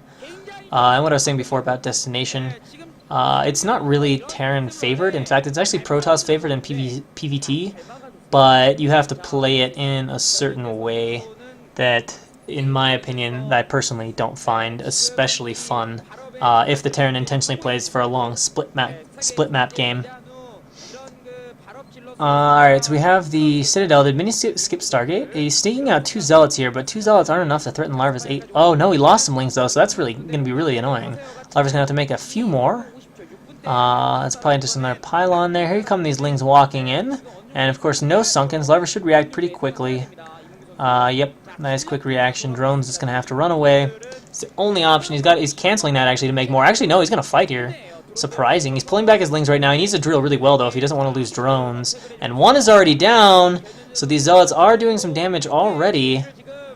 And now, at this point, they'll probably just go hide behind the minerals, or hide together like that. And a Sunken being morphed now to help deal with this threat. And the other lings from Larva bugging out. Look at that, bugging out on the gas, and doesn't get over to surround it properly, so the Zealot actually wins the fight. Horrible trade there for Larva. If those 2 lings would have just gone around, the Zealot would have gone down with like no loss. All of a sudden he's got a ton of losses, and he's losing another drone. Larva is sort of, I mean, a little bit was AI bad luck pathing, but Larva is sort of falling apart against this.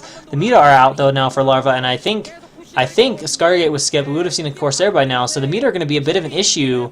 Although at the same time, there's speed lot pressure will probably force Larva to come back and delay, as 1 Sunken, yeah, immediately coming back, as 1 Sunken is not enough to defend this, and Larva moves trying to get a drill on top of those Zealots, but the Sunken goes down really fast, and now of course the drones will just die as there's no ground units to force drones to be targeted. So as any Zealot left there, the drones will just die, and we've got 3 Zealots right in the main. This is going to occupy Larva for a very long time, long enough for Mini to get up double Stargates, and he will deal with this just without any difficulty.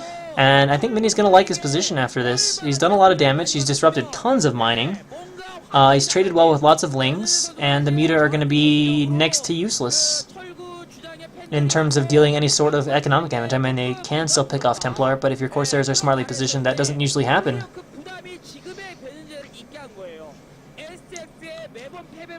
The Zealots have been trying to get more drone kills, and I think I see 2 or 3 more dead drones. Yeah, that's 2, and oh my god. Oh my god, Larva is getting picked apart. He might just die outright here once the Corsairs come, as Mini ought to be at close to 4, if not going to 6 at this point. And if he can't stop this Zealot Pain Train before the Corsairs come, there's no way his Lings are going to defend it. I mean, these are +1 Zealots we're talking about here. So Larva is in some threat of losing his main. Yeah, here in a sec, 6 Corsairs are going to roll out, and Larva might just die to the follow-up. He's got to re-sunken up. He doesn't have his Hydra Den down, and way behind for Larva right now. And here we go. Larva's going for an attack, but this is not going to work with this many Corsairs out. The Muta are just going to have to bloom away or get shredded by the Corsairs. And not the best of blooms by Larva, but it's good enough for the purpose. The Muta get away without loss. I don't think Larva OV-scouted him at all, to be honest. Larva's leaving a few Lings for run by. Mini is observing that, but now there's a few Scourge out for Larva. But, oh, he's actually got a lot, trying to catch a few unnoticed. 1 Scourge connects, but that looks like it'll be it. Good reaction from Larva to turn those Scourge away. They are very precious at this point. If he doesn't use them perfectly, absolutely will die to the Zealot counterattack, as he has no SimCity right now and only 1 Sunken, which is horribly inefficient to defend against a lot of Zealots running in here. And he doesn't have 1 Carapace. Alright, now he's adding more Sunkens, which he needs to live.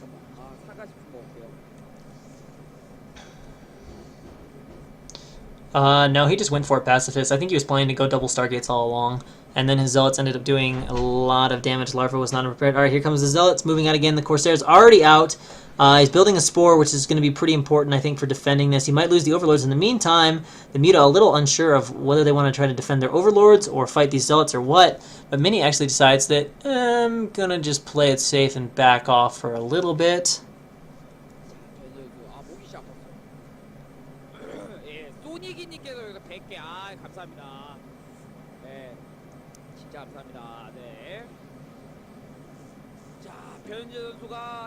And okay, this time I think Mini's going to go for it. The Overlord's going down really fast. There's like 8 Corsairs now. And might Larva just counterattack? It seems a possibility. He's sunkening up a lot at the other base, so he might be resigning this base to its fate. The Spore is targeted down. Smart move there by the Zealots. There's an Archon coming up also to assist, which will also help kill drones, allow him to glitch into... allow him to kill the drones if they try to glitch the Zealots out, but another Spore does finish, but lots of Overlords are dying for Larva, and no, Larva does not counterattack. Here we go, the Corsairs! The Scourge are pretty well split. A lot of Corsairs died, but I think there's still enough to take down all of Larva. Maybe not. Maybe not. Lots of Scourge connecting. Still too many Corsairs, though. Corsairs in those numbers get really, really, really good.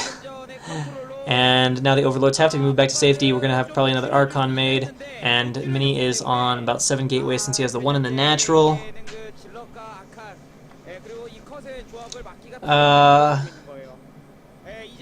Alright, here we go. Round 2 of the attack from Mini. Got to be a little careful of those Corsairs, but there's not really any Muta left. And this is a lot of Zealots coming in here. They're actually just going to take down the Hydra Den to get access to the SimCity. Drones are pulled, but of course the Archon can shred them, but the Archon dies right before the drones. Huge reinforcement from Mini. I suspect with that reinforcement it's too many units. We'll see how well Larva can glitch, though he is holding the Zealots off the Sunken, but the Zealots have found their way to attack the top Sunken colony, and there are 1 or 2 that are getting hits off on the bottom one. And now here comes the reinforcements coming in. It looks like it's too much for Larva. As soon as that last Sunken goes down, the Zealots become absurdly effective. Drone glitching is not that effective in helping Lings fight Zealots, especially in these numbers. And of course, all the Overlords now a little bit out of position will soon be free to die. Nice Corsair juking there by Movie to juke out the Scourge. And Larva can only say GG. STX goes ahead 4-2 and leaves some work for the Master Toss. He got +1 weapons pretty fast. I think it was +1 Zealots from like 2 gateways.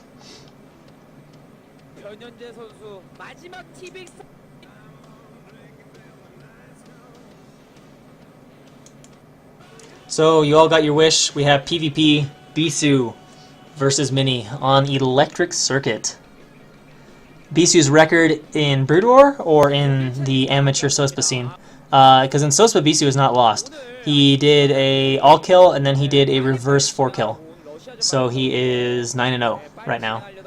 In Brood War, he was like 65% in PvD, 63% in PvP, and 71% or so in PvZ. But yeah, in Amateur, in Sospa League, he only just started playing, but he's played in 2 of these matches, and he all killed in one and reverse 4 killed in the other, so 9-0. PvP might be Bisu's best chance of being beaten, although as both Shuttle and Mini are both dangerous, and sometimes Bisu can play a little bit like, sometimes he plays like too safe, and other times he gets in these modes where he plays like too risky. And if he does that and gets the wrong build order from the other player, it's possible he can die. And of course, you know, I think all 3 players left, bottom line, are legitimate threats to Bisu, as good as he is. PvP can be a bit that way to begin with, and Hero has the best ZVP of anybody in Sospa, and he's got like a 75 win percentage. And like I said, even if you watch him on stream, he consistently does well against Bisu. Maybe not quite a winning record, but yeah. All three are threats. Although in all 3, Bisu is also favored. So, but we'll see what he can do. Can he continue his undefeated run? If he were to complete the win for SKT here, he would be a staggering 12-0. I repeat, 12-0. If Flash went to Sospa, the win percentage he would achieve would be ridiculous.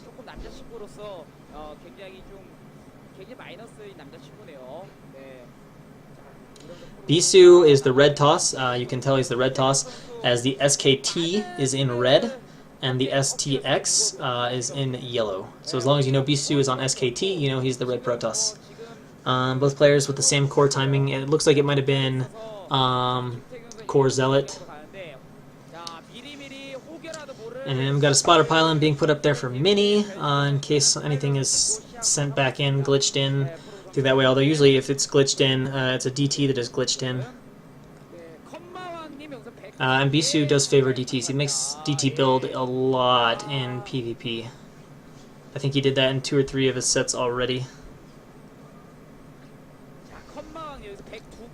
So Bisu is heading out to scout now, and has a Zealot out on the map as well. I believe that's what I saw. And Mini also sending out a Zealot. Or is that just Mini Zealot? I don't know. Does Bisu have a Zealot on the map or not? I guess not.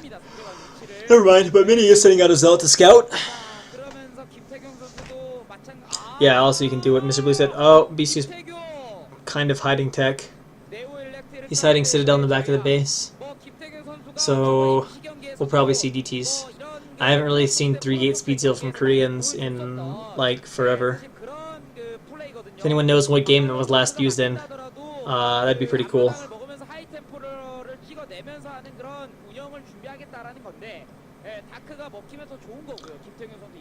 Alright, so Bisu scouting around has like the most eternal probe of all time, but of course even a goon can stop the eternity of Bisu scouting. Bisu gonna try to run the back. What? Is he just checking for stuff? He's gonna see the spotting pylon. And his probe is going to reach the end of the line, and down it goes. And we got a 1-gate robo from Mini. And from Bisu, we have the Templar Archives. So we are going to see DT. And it looks, well, is it going to be? He's done a lot of 1-gate DT expands. But his probe was moving out, so it was possible he's going to put down a 2nd gateway, but it's also possible it's going to be a pylon.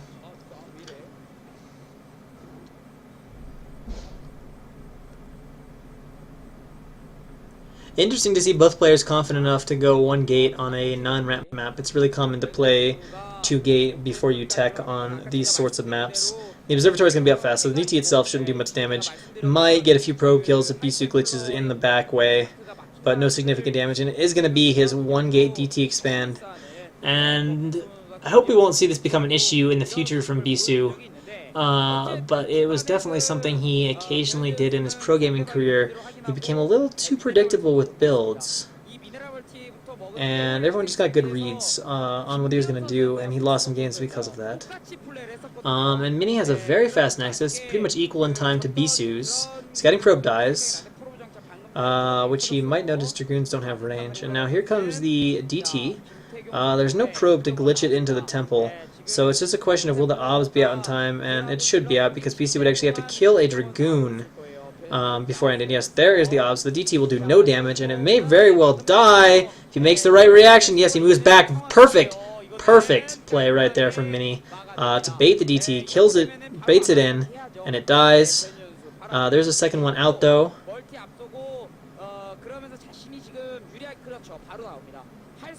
And wait, is he going to double next? No, he's going to go out and scout with the probe. Perhaps looking for the temple glitch, as that's pretty obnoxious. And Bisu does have the DT just waiting there near the temple. There's the probe. It will be scouted. And the goons are already moving back into position. So let's just say Mini is all over Bisu right now. He's reading this perfectly. Oh, DT does not glitch through. Here we go, take two. Take two is also a fail. This can be more difficult than it seems. Usually they get this pretty fast, but that DT is being very obstinate. Alright, we're going to try from a different angle. At some point, Bisu may just give up on this. Although, no, he's going to keep the goons back there. I was going to say, it might make, the failing might make Mini freak out on it, though. And, like, think it's not going to be there. Oh, he does get it in, but of course Mini was all over that, so both DTs get in having done 0 damage. Not necessarily horrible for Bisu, but the expansion timings of Mini were really good, and Mini with a very fast third.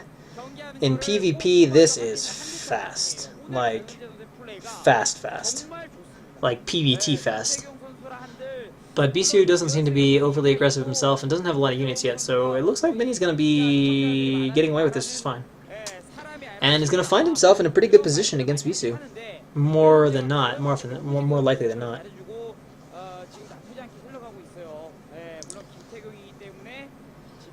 Alright, so the Robo also about done for Bisu. Still only on 2 gates. He has a Forge back there too, so lots of tech on just 2 gates. And now he has put up his own Nexus.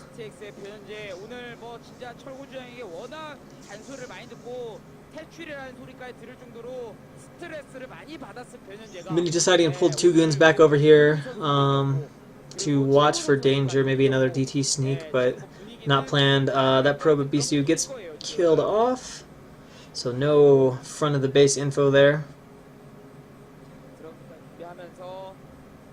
And Bisu sends his own goons up to the top of his base, or what? They came out of the gateway and sent them up. I don't know exactly where they went.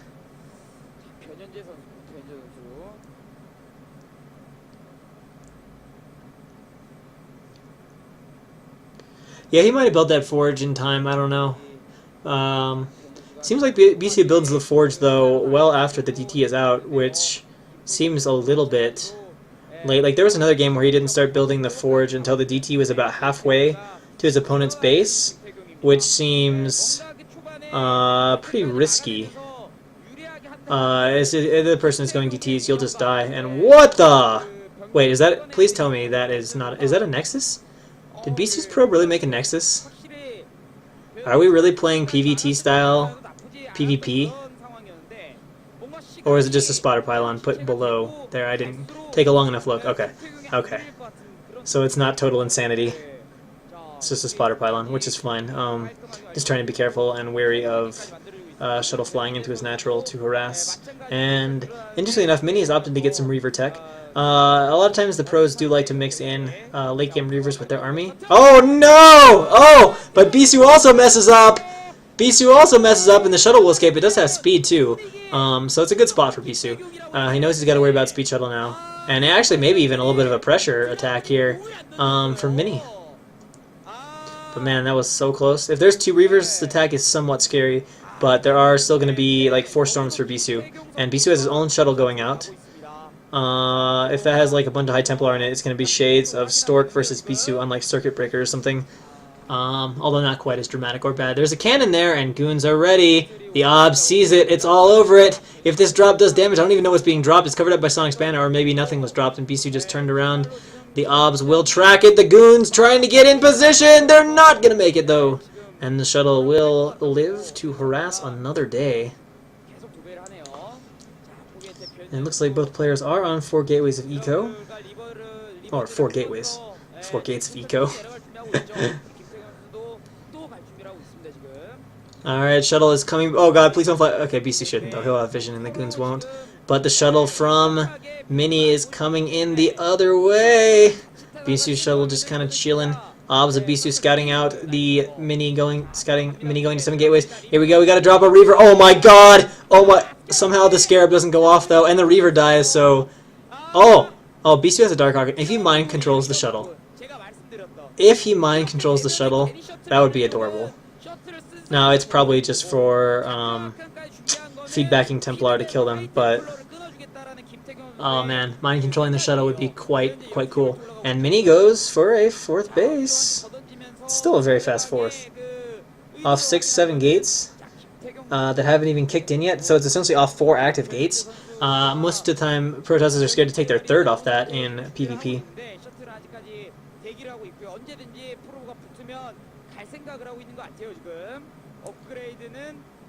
Man, BC got so lucky there. That Scarab easily could have killed all the pros his 3rd. Now BC moving out, and his army is somewhat scary. There are 2 Reavers there for Mini, but if Bisu actually got mind control. Alright, Mini's gonna have 10 gateways now. Bisu has 10 himself, so pretty equal gate count. God, I would love to see the shuttle get mind controlled. Alright, so Bisu's army is now coming up to pressure Mini, knowing that Mini has taken his 4th. And the presence of the Dark Archon there in that army, but Mini himself has a decently sized army. First it looked like Beast's is a lot bigger, but now that it's gathered on the field, we can see that Mini's army is formidable in its own right, although a little less tech heavy. The Reavers, though, still have their own potential. And one thing I generally say for Bisu is, oh, the goon's coming back into getting position. Bisu notices it and turns the shuttle around. Ob's coming to spot for the shuttle. Is that one of the things I was going to say is Bisu tends to be a master in PvP of picking the right spot to battle, as well as moving his army in such a way to get his opponent out of position. So most of the time when you see Bisu picking a fight, it's a smart fight. And this might be an example of it. He might poke in here and then use this as a good opportunity to engage. And yeah, we can see that Mini has to reform, which is making his units very clustered. Bisu getting off some great storms. And actually, Bisu is sending some Dragoons to attack the base, but that's going to be maybe too much. But he does have large reinforcements. The Dark Archon's still kind of chilling. We don't know exactly what it's for, but a lot of probes are dying up at the 4th base, and Bisu might actually focus this. So he's going to focus this at the expense of his remaining army. Another storm does go off. I don't know where the Dark Archon is gone. Perhaps it died in the fighting. I was really hoping we'd see a mind control on the shuttle. I don't know if that's what Bisu made it for, but actually Bisu's army is sort of winning this fight too, and we can see Bisu on the minimap taking his 4th in the process, so Bisu is in a good spot now. And that is exactly what I'm talking about Bisu managing to pull his opponent out of position. Okay, so the Dark Archon was saved. Yeah, I'm curious. Wow, that is a lot of gateways. That is 6 plus 5, it's like 11, 12 gateways. And Mini now is going to go for the counterattack, and Bisu needs to be careful the same thing doesn't happen to him. Of course, he doesn't have quite the clumping issue with Storm Threat, as there appear to be no Templar in the army, but we can see Mini's coming down here to lay siege. Bisu actually has okay engagement. Arc here coming in, needs to get good storms on the shuttle, or he's got to like mind control or something. Tries to storm the shuttle, but it has already ran away, and it looks like Bisu is actually going to be pushed back here, and perhaps Mini will return the favor with all those reinforcing salutes, although Bisu has a lot coming out of his own gateways, and take down Bisu's expansion. Oh, got to be careful of that finishing cannon, though. The Reavers take it out pretty quickly, and now Bisu is going to move back in again. A few of the Archons appear to be targeting the probes. The shuttle goes down, and the Dark Archon remains unused. It's just there to make the army look sexy, and Bisu appears to be cleaning most of this up, though he has lost a lot of probes at his 6 o'clock base. I want to know what the Dark Archon is for.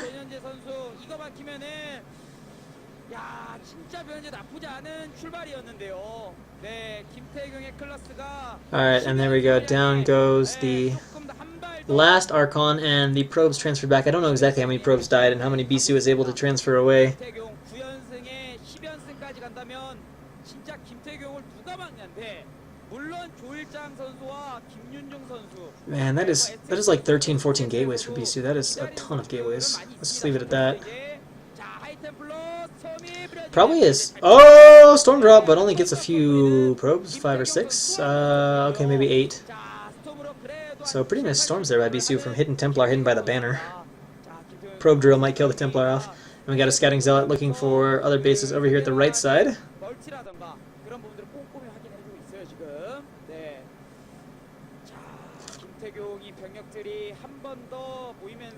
And BSU now moves into the middle of the map, perhaps looking to engage again, but obviously Mini is thinking the same thing, and BSU decides, I don't want to be in this narrow corridor. I don't know if BSU has info, though, on Mini. Got a Zealot versus Zealot fight. BSU has upgrade advantage, 2-0 against 1-0 right now, as we see Summit clicking through those Zealots. And it looks like we're going to see a little harass from Mini as the 2 High Templar are being loaded into the shuttle. Mini has way less gateways than BSU. He's got like 3 or 4 less. So BSU again with a large army moves up into the middle of the map. I don't know if this is the best place to fight, but obviously Mini not feeling comfortable about how his army is arranged. So he does move out of the way, and now BSU runs in, or doesn't. Waiting for the rest of his army kind of to collect up. Throws down a wonderful pre-storm. The second one a total dud, though. And a counter-storm. Some pretty funny counter-storms. Mini trying to storm BSU's High Templar, and I don't know who's going to get the better of this fight. Honestly, it looks kind of nice for Mini, but nice feedbacks by BSU, killing at least 1 Templar. And the reinforcements of BSU might be too much. There are some nice goons in this army composition, and it looks like, in spite of that, BSU's breaking through, and GG is actually said as an Archon is killing everything at the 4th. And not enough from Mini to stop. I honestly didn't think BSU was going to win that engagement, but he does! And now it is 4-3. BSU 10-0 in Sospa. Can he go to 12-0? He still has to fight his way through Hero and through Shuttle.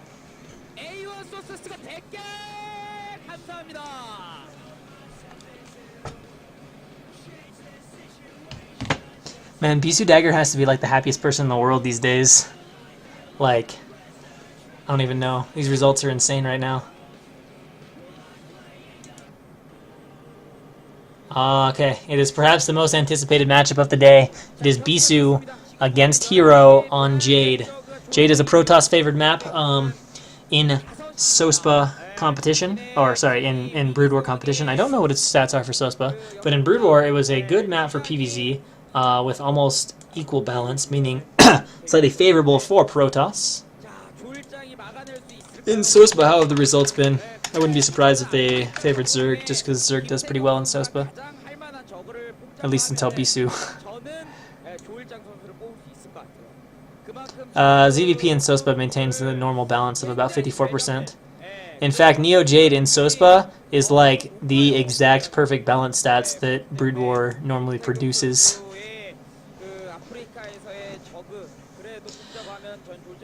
Alright, so I know it sounds odd to say about a Zerg, but I really think Hero is BSU's biggest threat. I've mentioned a few times before in this cast, but they have a fairly respectable record playing each other. Neither player smashes the other, and we've seen Hero take plenty of games and even series off BSU in casual play. Shine is not in the league, though, so he is not yet BSU's biggest threat. And how good is Hero? Let's see exactly how good his ZVP is.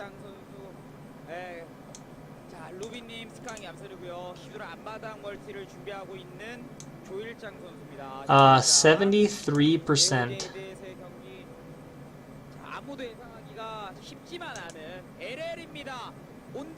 Actually, I take it back. I thought BSU was undefeated, but apparently he played one time in SOSPA and lost to none other than Buy.Hero on none other than this very map.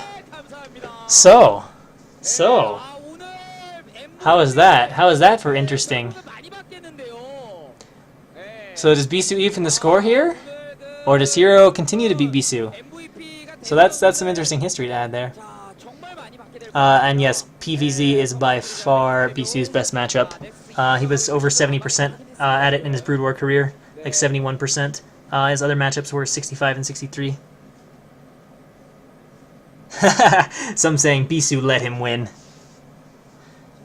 Yeah, Bisu, and he constantly reinvented the way he played PVZ. There was like a time where Bisu played it with like ridiculous spots where he'd harass in like 4 spots at once with like Templar drops, and all of a sudden Zerg would be like, what the fuck, I have no economy. And then at some point he said, playing that harass style, while it's kind of good, it was a little unstable. And at that point, he reinvented himself with the now commonly used quote-unquote Neo-Bisu build, which is +1 Sers followed by +1 Zealots. And what you do with that is you kind of, you know, the Zealot timing comes a little bit later, but of course you have all these +1 Sers, so you can deal with the Scourge really easily.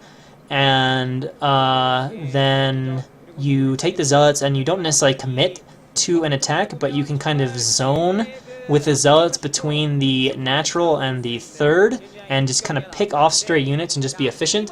And then between the Zealots and the Corsairs, you get wonderful scouting to feel out what Zerg is doing, because you can see both their army, and you can be flying around with the Corsairs, checking drone saturation, checking base timings, all that kind of stuff.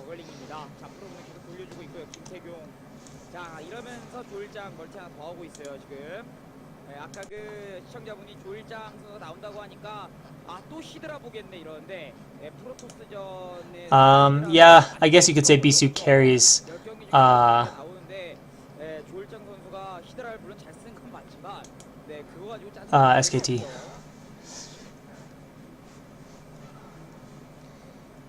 Yeah, everyone freaking out. Oh my god, it's Bisu playing against Hero. So hopefully we'll get a great game out of this.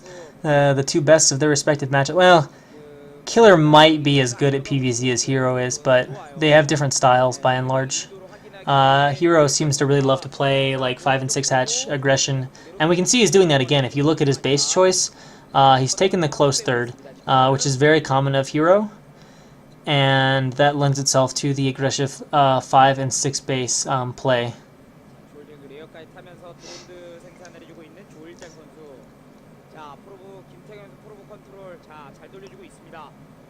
Yeah, Bisu is interesting. Bisu is not a player that creates builds out of thin air. He is not an Uv or a Savior, but he is... I can't quite get the Overlord though, that's a little unfortunate. But he is a master of refining builds. If he has something to work with, he knows how to optimize it and tweak it to make it deadly. Like Bisu, you know, you wouldn't think it would be possible to do. You know, you just take the gas at the right time, get +1 weapons at like, you know, 100 gas, all that kind of stuff. But Bisu always had optimized timings, and there was a lot of times where he would catch Zergs just a little bit unaware by being just seemingly that much crisper with his timings and the way he did things. He always does all these little small things to get advantages in PvZ. And one thing you see a lot from Bisu too is he builds the second gateway almost always in his natural, and I think that's just for faster reinforcing zealot time.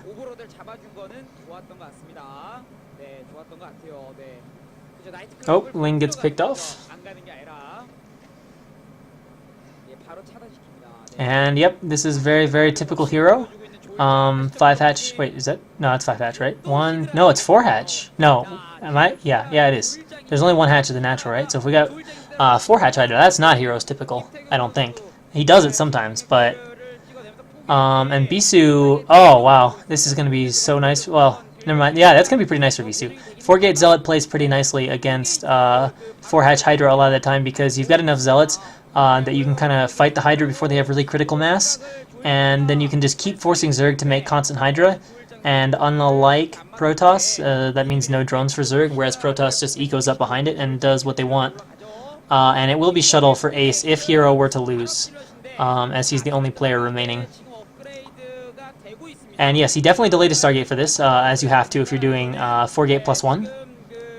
But this is going to be pretty obnoxious for Hero. If he defends really well... Oh, one Ling tries to sneak through, but nope.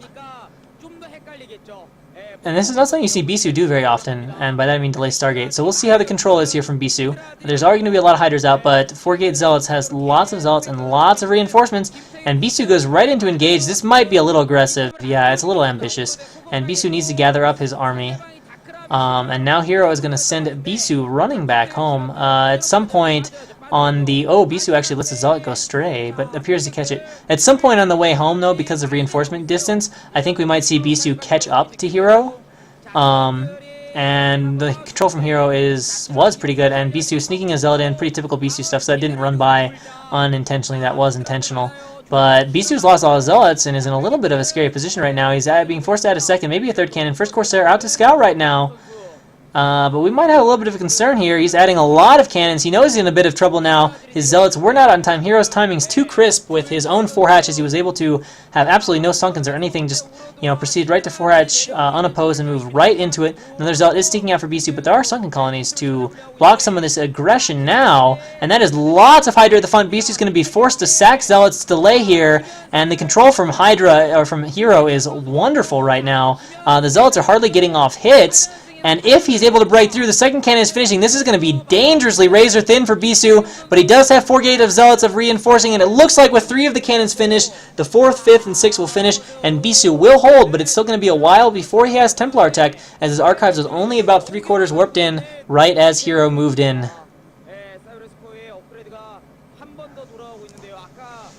So Bisu to hold, and if he holds, he's in an okay spot. But we can see Hero behind this has done a nice job. He's droned up a little bit. He's going to 6 hatcheries. I'm going to assume that one on the left is like an Evo chamber.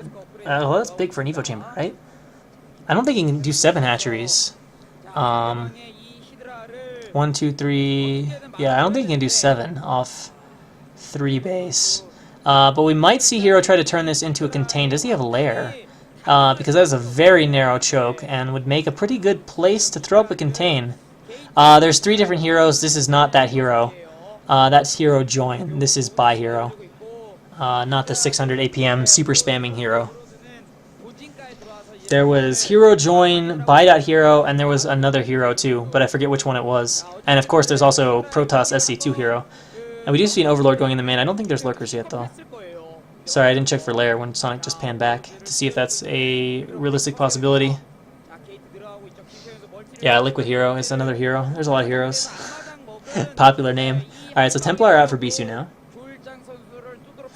Now, if you have trouble with these early builds where Zerg makes a bunch of Hydras, pins you back, you have to make your cannons and don't know how to deal with it from there, I would venture to guess this might be a good game to watch. I mean, Bisu might fail, but Bisu is pretty good and usually makes, obviously, really, really good PvZ decisions. And Bisu with his trademark good Corsair reactions. And that's one thing you'll see Bisu do a lot, is when Scourge chase him, he doesn't stay to fight very often. He will most of the time run, even if he has a large mass, unless he's just already kind of set up and already A-moving. And yes, we do see the lurkers from Hero. So Bisu is going to find himself heavily contained here.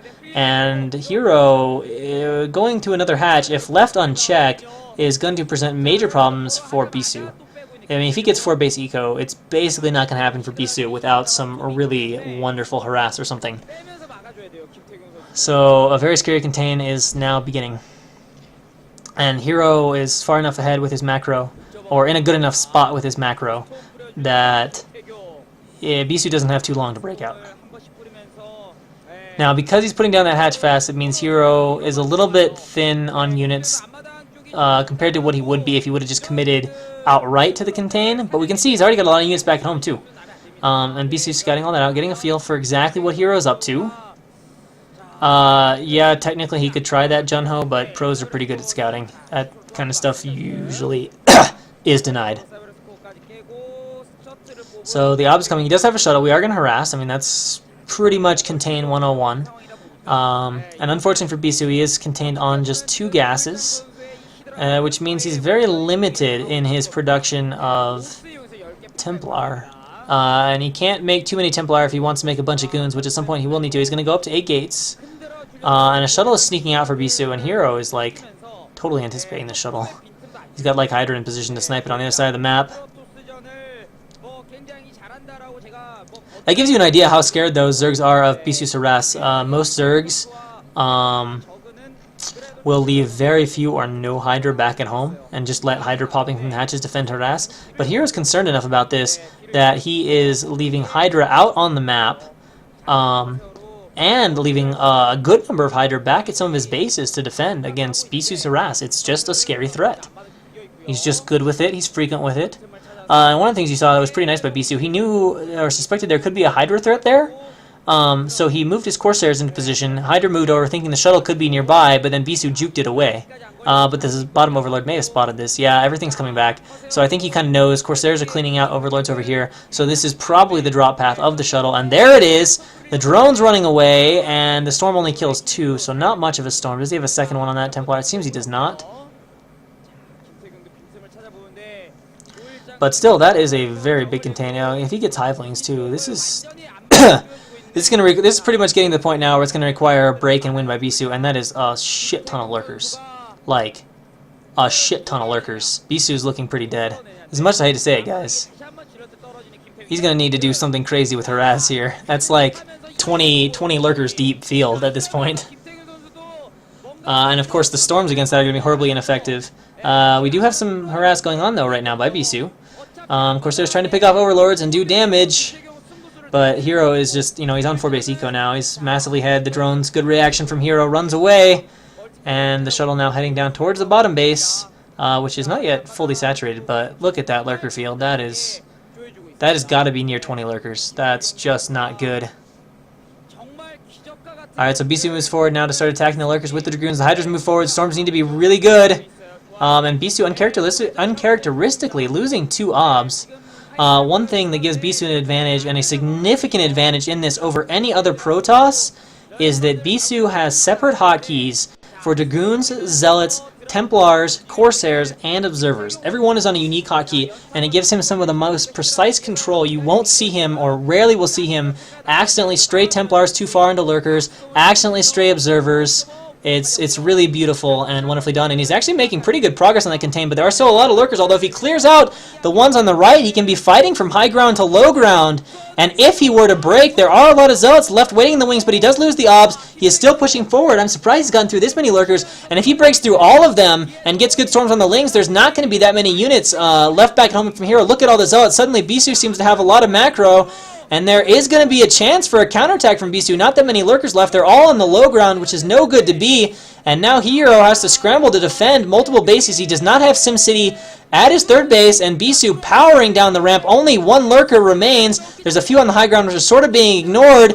And right now Bisu is just hammering through this contain. He's actually using the goons to target fire down Overlord, so his obs can't get sniped. Reinforcing Hydra are coming, but is it enough from Hero? Actually, that is a lot of units. Bisu could really use another good Stormer to here. He's still going to have good macro behind all this, so he does have 8 gateways, but he's actually being forced back onto the high ground with the goons, and he has lost a lot of his army, but of course the macro is still rolling. Looks like he's going to pick over these Overlords on the right, so he can take his third while he goes to attack, but Bisu has a large army out in the field that Hero now has to prepare for, but Hero is on 4-base production. Should be on probably like 8 or 9 hatcheries now.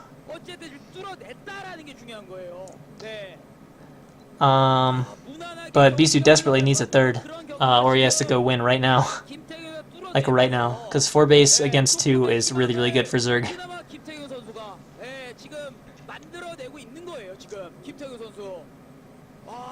That's a good point though. Hero can still hold at the ramp with an uphill contain, which will be really hard. Uphill anti-contain. Uphill defense. But this base over here, I'm surprised Bisu isn't going for it, but it looks like Bisu wants to just end it, knowing he's behind economically. And if he goes in right now, the lurkers aren't done, but the only thing that worries me a little bit is there seem to be almost no Templar with this army, and Hero is doing a good job with a small group of, maybe it is Lings or Hydra or something being obnoxious, and he is killing some Hydra here, but the lurkers are done. They do burrow, and there aren't many storms. Bisu immediately pulling back from that. I don't think he's going to be able to go over, and Bisu is going to find his third base completely denied. Oh, actually, there's not crack on these things, but it is still denied either way. And now Bisu is charging up the high ground. He is trying to bust through, but fighting up the high ground is not so good, and it's down to just a few zealots against a lot of lings, whereas Bisu needs a reinforcement train really bad, but it looks like Hero pushes Bisu's army back down, and suddenly, again, things look really, really grim for Bisu.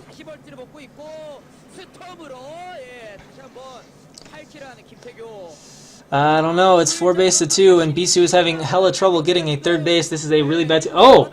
Oh, the fourth is actually unsaturated. Never mind, the situation is bad for Bisu, but it's not that bad now. as apparently he's killed all the drones there. So that is not quite as terrible of a situation as it has been. BSU still needs to secure third really bad, though, as he's going to be very near running dry this far into the game. That's not to say Hero won't be getting low at some of his bases, but at least he has a base to transfer to. And again, BSU with the beautiful Corsair control, constantly forcing lots of overlords from Hero and pulling back to his own high ground. Macroing out like, yeah, BSU's mined out, though.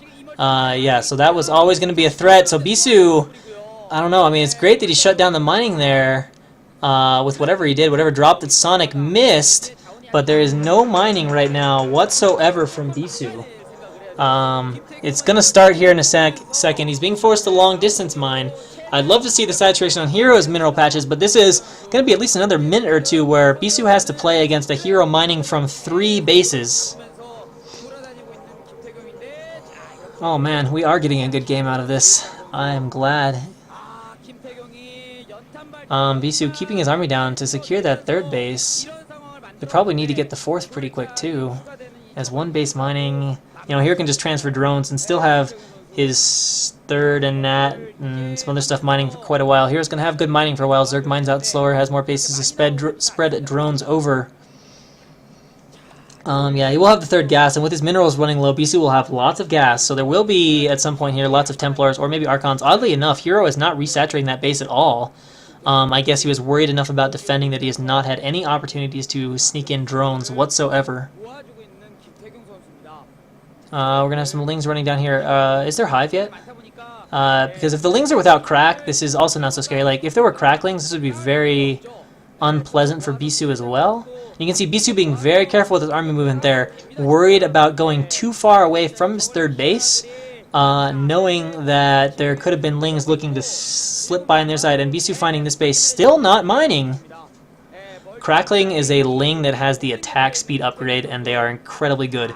They are cost efficient against anything, with the exception of a gas-heavy Protoss army, and I don't mean Templar. I mean, good Storms can do it, but generally you need Archons or Reavers to be cost-efficient. A-moved Cracklings trade cost-efficiently. A huge break by Hero! If there's energy, this might be a bad decision. He thinks he's got enough Hydra, he's going for it! A massive bust coming in here. BSU's going to need Storms or something! He needs them, but he doesn't have them, so a bunch of Templar are going down for free. There's a pretty good storm there, but Hero's moving forward, sniping off some of the front Templar. BSU pulls them back, although those storms are really good, and there is only a control group of Hydra left, and there's nothing rallied across the map for Hero to threaten BSU's 3rd, so BSU has the opportunity to clean this up and will still hold on and be okay. Hero desperately needing to saturate this bottom left-hand 4th base right now. And Hero, though, there's a large reinforcement Hydra. Is Hero just going to commit to this and go all in? He's not even going to transfer drones? I mean, he's still mining from all 3 bases, so his eco is still okay. And BSU's just mining from 1. He faces the risk of being worn down. This game is absolutely nuts at this point. I mean, I still kind of feel like BSU is just holding on, but the fact that Hero isn't mining from his 4th, like, gives you a little bit of hope, but man, that's a lot of Hydra. And there's not that many units to defend. BSU can't lose this. He has Zealots and Dragoons coming back over from the other side, moving in, trying to flank off these Hydra before more can come in. But is there enough to hold? Heroes coming in with reinforcement. BSU has to get up there and reinforce. Still scouting around with that Corsair. Still seeing that, in fact, there is no mining from that base. And, oh my god, it looks like BSU is still holding. I think he's just going to hold these Hydras off yet again. I don't know how he's holding this long with pure ground army against no storms. And now a DT is killing Hydra for BSU as he has killed some of the Overlords coming down. And he holds on to his 3rd base yet again. The craziness, when will it stop?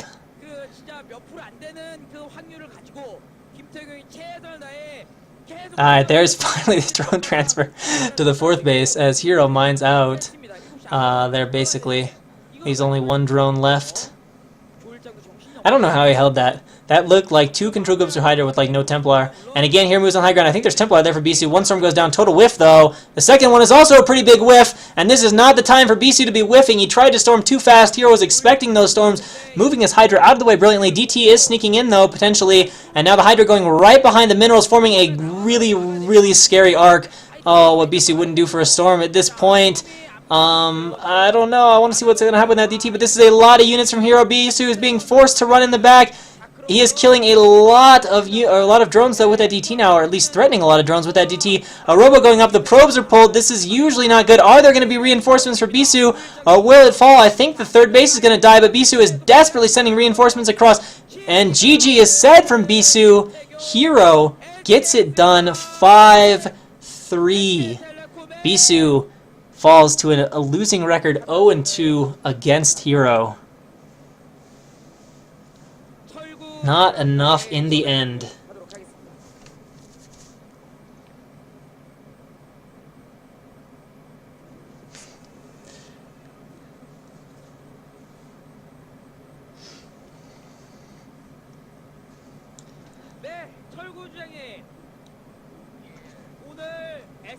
Oh, that's actually a possibility. Hopefully, yeah, I didn't even think about that. The games would be in that fast, but that probably was this game. So he's probably not 0-2. He's probably 0-1 against Hero.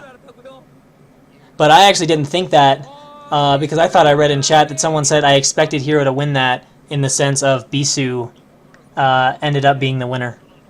But no, that's it. STX has a 5-3 victory over SKT. In a very tense game. Hero probably thrilled to have taken down the Beastman Bisu. So is Hero going to be the next versus Protoss Master? I don't know. If only he had really good ZVZ and really good ZVT. His ZVT is a little bit weak. If they could have gotten different set of matchups, like if Sok could have stayed alive, then quite possibly things could have kept interesting, because Sok probably could have taken out Hero, and that would have left Bisu only to deal with Shuttle and Mini. Still, it's a good run for Bisu. He's 10-1 in SOSPA. You know, you can't win every game, and if you're always being relied on for that many games, there's going to be occasional times where you just don't come through. But yeah, I think that is all. Thank you all for watching, and me or Birdie or Sail or somebody will see you all next time.